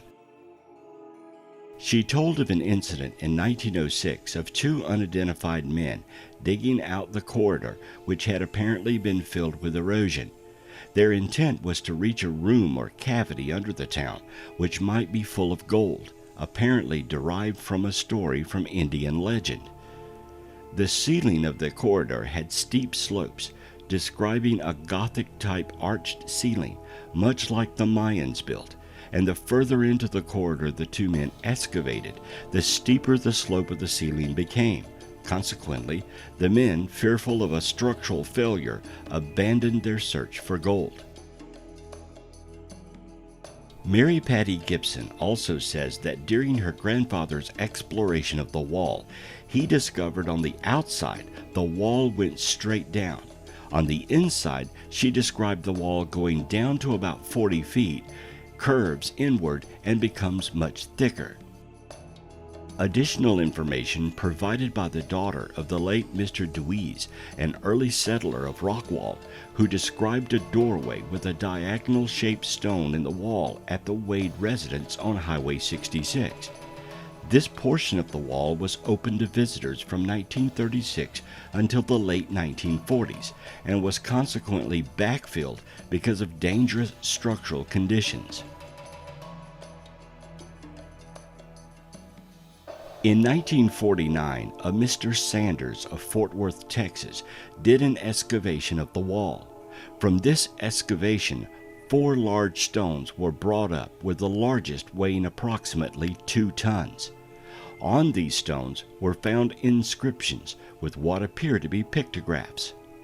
The Dallas Morning News on the 5th of November 1967 reported that back in the 1920s, T.H. Meredith said a well was dug on his farm just east of the town of Rockwall, and Mr. Meredith declared that the digging went alongside a masonry wall which seemed to have an arch over a doorway or window. Metal rings were found at the site, which was composed of tin, titanium, and iron, embedded in the rock. You can see it in this photo just above the pickaxe. Of course, all this material and the skull have been lost, and much of the wall today cannot be seen. It's also unlikely any modern excavations will happen because the town has grown and is now an urban section next to Dallas.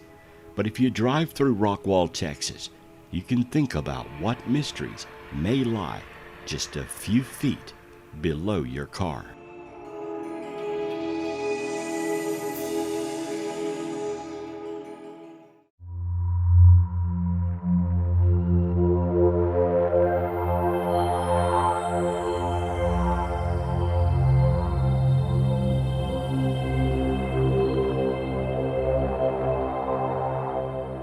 giant skulls. Really? What's up with that? The truth is, giant skulls are very real and have been found worldwide. First, let me warn you that there are a bunch of fake giant skull photos floating around the internet. So if you see one, do your own research and determine if it is real or fake. You see, there was a contest not long ago to make giant skull images in Photoshop, and all of those contest entries are out there now being mixed up with the real ones. So let's take a look at the reality versus the misinformation.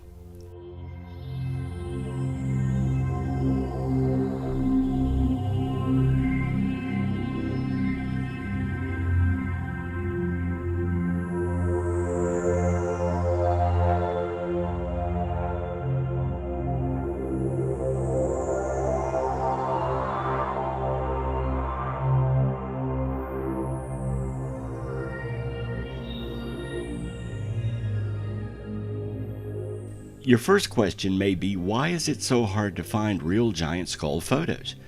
Well, the reason is simple.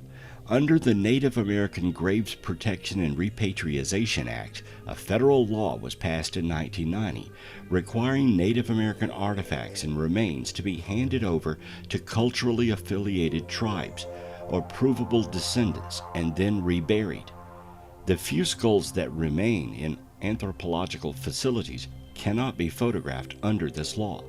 So all photos of the existence of giant skulls were taken before 1990. The other issue is that because giants didn't fit the religious criteria of early explorers and researchers, they were often dismissed or even destroyed.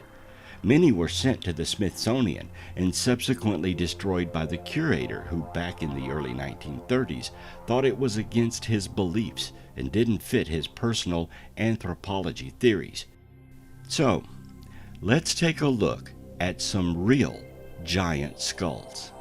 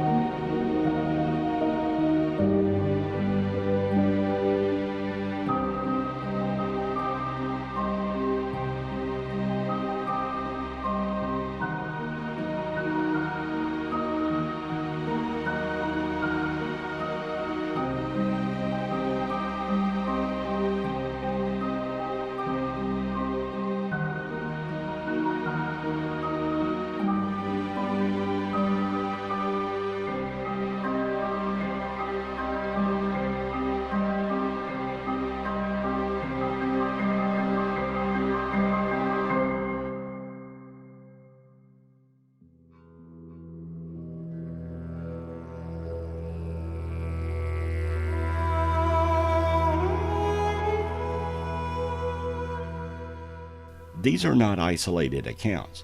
There are literally hundreds of reports around the turn of the century describing large bones and skulls, many from accredited newspapers and doctors.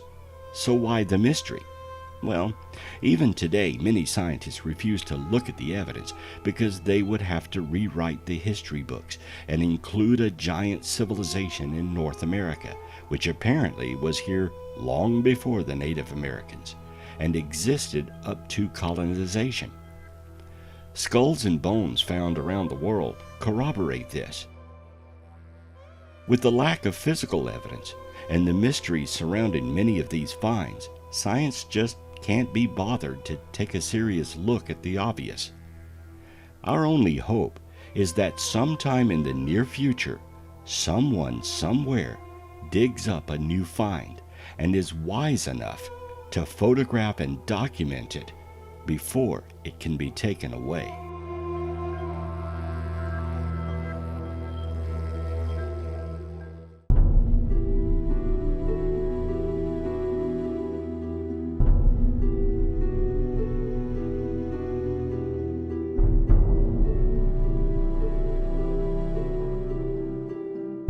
In a mysterious pyramid in China's Qinghai province near Mount Baiyagong are 3 caves filled with pipes leading to a nearby saltwater lake. There are also pipes under the lake bed and on the shore. The iron pipes range in size from some smaller than a toothpick. The strangest part is that they may be 150,000 years old. Dating done by the Beijing Institute of Geology determined these iron pipes were smelted about 150,000 years ago, if they were indeed made by humans, according to Brian Dunning of Skeptoid.com. And if they were made by humans, history, as it is commonly viewed, would have to be reevaluated. The dating was done using thermoluminescence, a technique that determines how long ago crystalline mineral was exposed to sunlight or heated. Humans are only thought to have inhabited the region for the past 30,000 years. Even with the known history of the area, the only humans to inhabit the region were nomads, whose lifestyle would not leave any such structures behind. Though some have since tried to explain the pipes as a natural phenomenon, Yang Ji, a research fellow at the Chinese Academy of Social Sciences, told that the pyramid may have been built by intelligent beings. He did not dismiss the theory that ancient extraterrestrials may be responsible, saying this theory is understandable and worth looking into. But scientific means must be employed to prove whether or not it is true.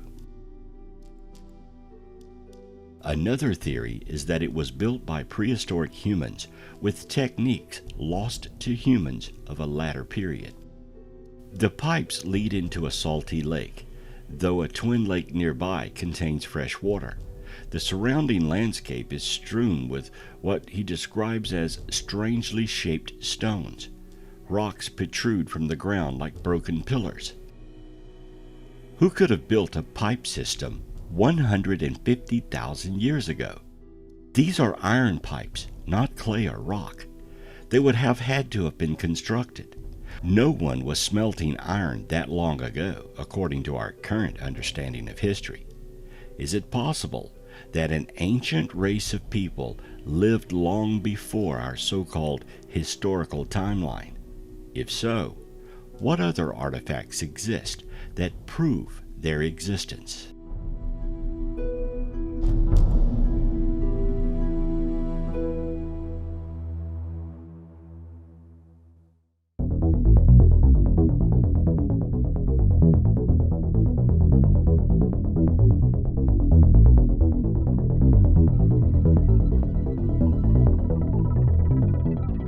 Spheres found in the mines of South Africa have piqued the curiosity of researchers for decades. Why? Because they're 2.8 billion years old and appear to be man-made. According to Michael Cremo and other researchers of prehistoric culture, these spheres add to a body of evidence suggesting intelligent life existed on Earth long before a conventional view of history places it there. Cremo has traveled the world gathering information on out-of-place artifacts. He compiled his findings in the popular book Forbidden Archaeology: The Hidden History of the Human Race. In 1984, while investigating the spheres, he contacted Rolf Marx, curator of the Museum of Klerksdorp, South Africa, where some of the spheres are kept. Marx described the spheres as being about 2.8 billion years old, with a very hard surface and a fibrous structure inside. He found them quite strange and puzzling. Marx wrote, according to Cremo, "There is nothing scientific published about the globes, for the facts are they are found in Prophyllite, which is mined near the little town of Otsdale in the western Transvaal. Some of the so-called Klerksdorp spheres are elliptical in shape with rough edges around the center. but some are so balanced in shape and proportion, and the grooves around them look so straight and hand-carved, it seems unlikely they were naturally formed. Proponents of this theory say that the spheres were made by intelligent beings. Kremov and others who hold that these spheres are evidence of advanced prehistoric civilizations say mainstream science needs to be bolder and more willing to acknowledge evidence that could contradict dominant views. What was the purpose of the spheres, and who was manufacturing them 2.8 billion years ago?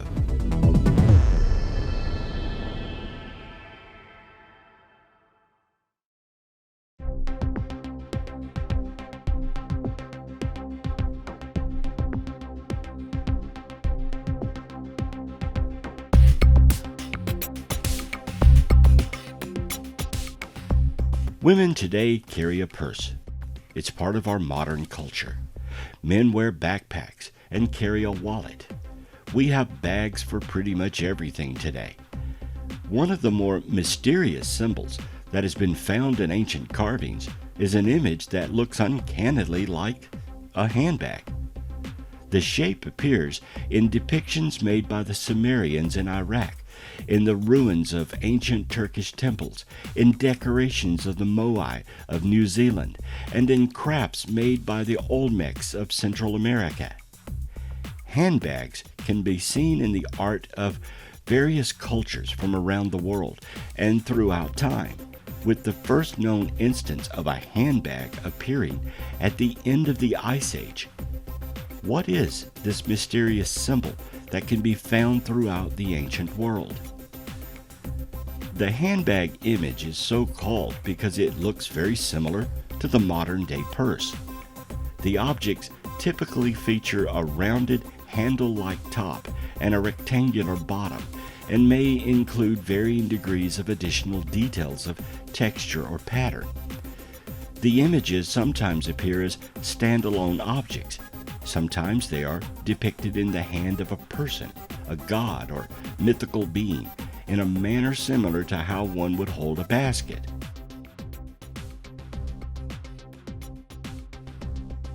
One of the earliest instances of the handbag motif can be seen in the ruins of Gobekli Tepe, located at the top of a mountain range in southeast Turkey. Dating back to approximately 11,000 BC, Gobekli Tepe is one of the oldest temple complexes ever discovered. The exact purpose of the mountain sanctuary is unknown. However, it appears that the temple may have served as a site for religious sacrifices. The walls and pillars of the temple were decorated with finely carved animal gods and mythical creatures, perhaps in an effort to portray the many different creations of the cosmos. Amidst these other carvings are 3 handbags. Experts believe that early religions worshipped the fundamental elements of life on Earth. Therefore, the 3 Gobekli Tepe handbags, taken as an early form of those icons, could be said to symbolically define the site as a temple. Elsewhere, the handbag image shows up with striking similarities in 2 stone reliefs, one made by the Assyrians of ancient Iraq, sometime between 880 to 859 BC, and the other made by the Olmecs of ancient Mesoamerica, sometime between 1200 and 400 BC. In both of these images, a man-like figure carries the handbag in his hand, as if it were a basket or purse. When used in Assyrian art, it is said the purse holds magic dust. When depicted in Olmec art, they postulate that it contains herbs for getting high. This suggests that the handbag may have been a standard of measurement uniquely discovered by both cultures. In any case, these handbags appear on statues and reliefs all around the world and are very similar. What were they? What did they contain? And why was it important to depict this symbol in statues and art thousands of years ago?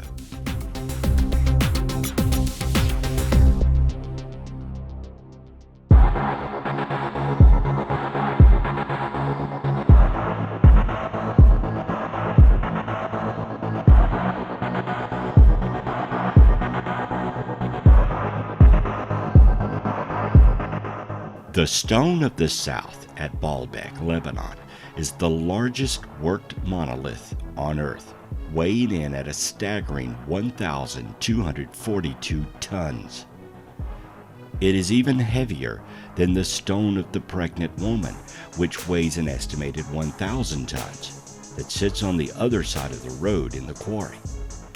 Neither of these stones made it to the main temple of Jupiter, some 900 meters to the northeast, but some 400-ton and 800-ton stones did make their way to the temple, were raised 20 feet in the air, and were placed with machine-like precision onto the foundations of this mighty ancient complex.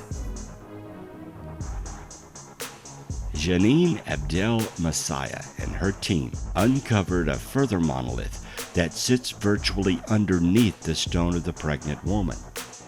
Until recently, it was buried under a few feet of dirt and has been measured at 19.6 meters long, 6 meters wide, and 5.5 meters thick. Because they've not yet reached the bottom of the rock to completely clear it, they have no idea of the volume or complete dimension of this ancient stone. The outline of it can be seen and shows a kind of precision we find in ancient Peru and Egypt.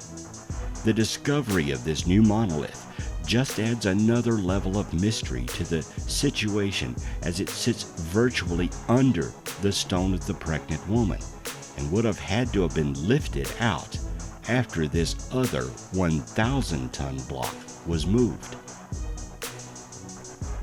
Could Balbek have been constructed by giants? It certainly appears to have been built by giants when trying to work out how some of these stones could have been moved into place. The western wall of the Temple of Jupiter contains some of these immense blocks that make up the triathlon, at least 20 feet above ground level. So how could they have got them from the quarry to the main site, then placed them so accurately? The stones of Balbek are one of the enduring mysteries of the ages, and it does seem like some special occult power was employed to quarry, lift, and transport these immense blocks. Why they decided to use stones of this size has baffled researchers for generations. It would have been much easier to use smaller blocks and put them together at the site. Perhaps if they were giants, then these stones were not as large to them as they are to us. We may never know how Balbek was constructed. One thing we do know is that we cannot duplicate this endeavor.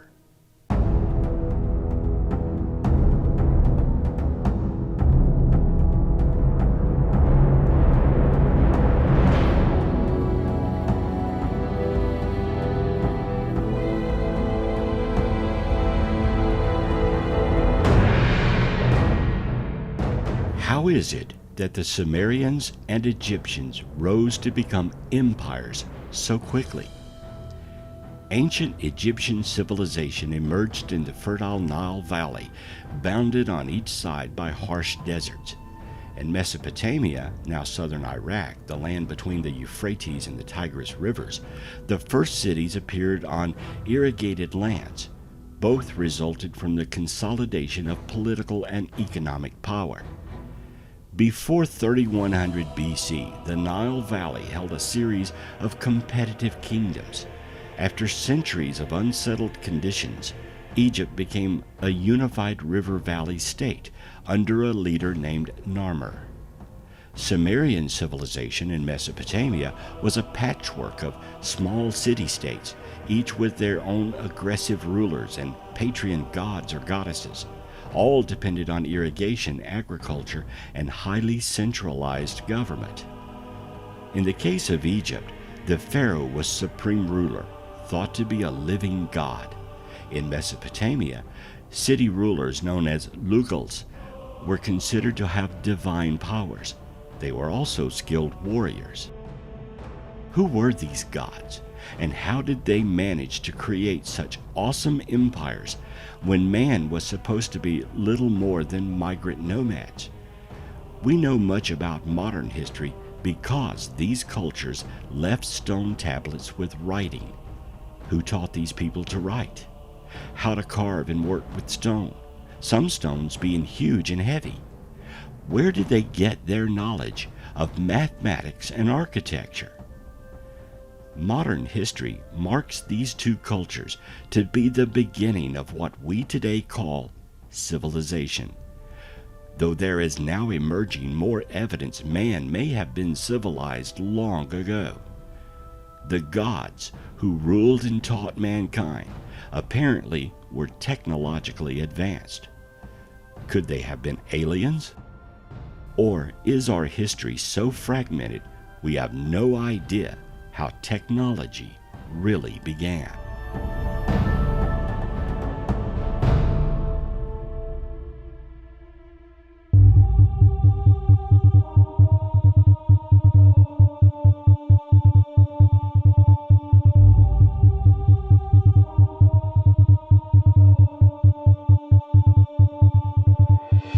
A less ancient discovery, but very important to modern culture, is the famous Shroud of Turin. The shroud is said to be an ancient cloth that covered the body of Jesus Christ when he ascended from his tomb. The power of his ascension caused an image of his body on the cloth. Determining if the shroud is authentic means following its timeline from the tomb to Italy, where it is now. The history of the shroud from the 15th century is well recorded. It's the time backward from then to the death of Jesus that is in question. It is said the shroud was taken to Turkey to heal a king, then made its way to Italy. Connecting these dots of where it was is part of history. The other part is how an image came to be on the shroud. Tests have shown it is not a painting or contains pigments of an impression. Pollens from the cloth seem to tell its origin is indeed from the correct area Jesus was buried. There are several reddish stains on the shroud suggesting blood, but it is uncertain whether these stains were produced at the same time as the image or afterwards. The image on the shroud appears like the negative of a photograph, though photography did not exist in the time of Jesus. The image clearly and accurately depicts the wounds on Christ and blood that flowed from them. Some believe the shroud is a simple forgery, while others point to the blood and other accurate points within the image and the cloth itself dating to the proper age. In 1976, Pete Schumacher, John Jackson, and Eric Jumpner analyzed a photograph of the shroud image using a VP8 image analyzer, which was developed for NASA to create brightness maps of the moon. A brightness map interprets differences of brightness within an image as differences of elevation. They found that, unlike any photograph they had analyzed, the shroud image has the property of decoding into a three-dimensional image, when the darker parts of the image are interpreted to be those features of the man that they were closest to on the shroud, and the lighter areas of the image of those features that were farthest. The researchers could not replicate the effect when they attempted to transfer similar images using techniques of block print, engravings, a hot statue, and bas relief. The Shroud of Turin is either an accurate image of Christ on cloth, or it is the cleverest forgery ever constructed by an early man. In May of 2018, Turin's International Center of Sidenology held its annual meeting in Chambéry, France. The primary topic of discussion was a new reevaluation of its carbon dating.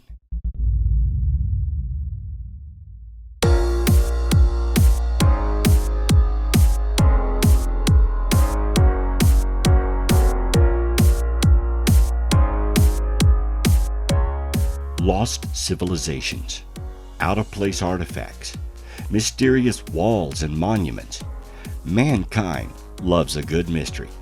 but these items are also important from a historical point of view. Our history is fragmented, and much of it has been lost. We believe in a linear existence from one point in time to another. But perhaps history is not a straight line, but rather comes and goes in a curved manner of life on Earth. Instead of thinking we have one history, perhaps we have had several, with man or some being like man, evolving up to a point, then being destroyed and having to start all over again. Is it possible that there have been several civilizations on Earth in its 4.5 billion years of existence? If artifacts and obvious machine technology found in ancient ruins are to be believed, then somewhere back in time there may have been other timelines and other civilizations before us. If so, which one are we?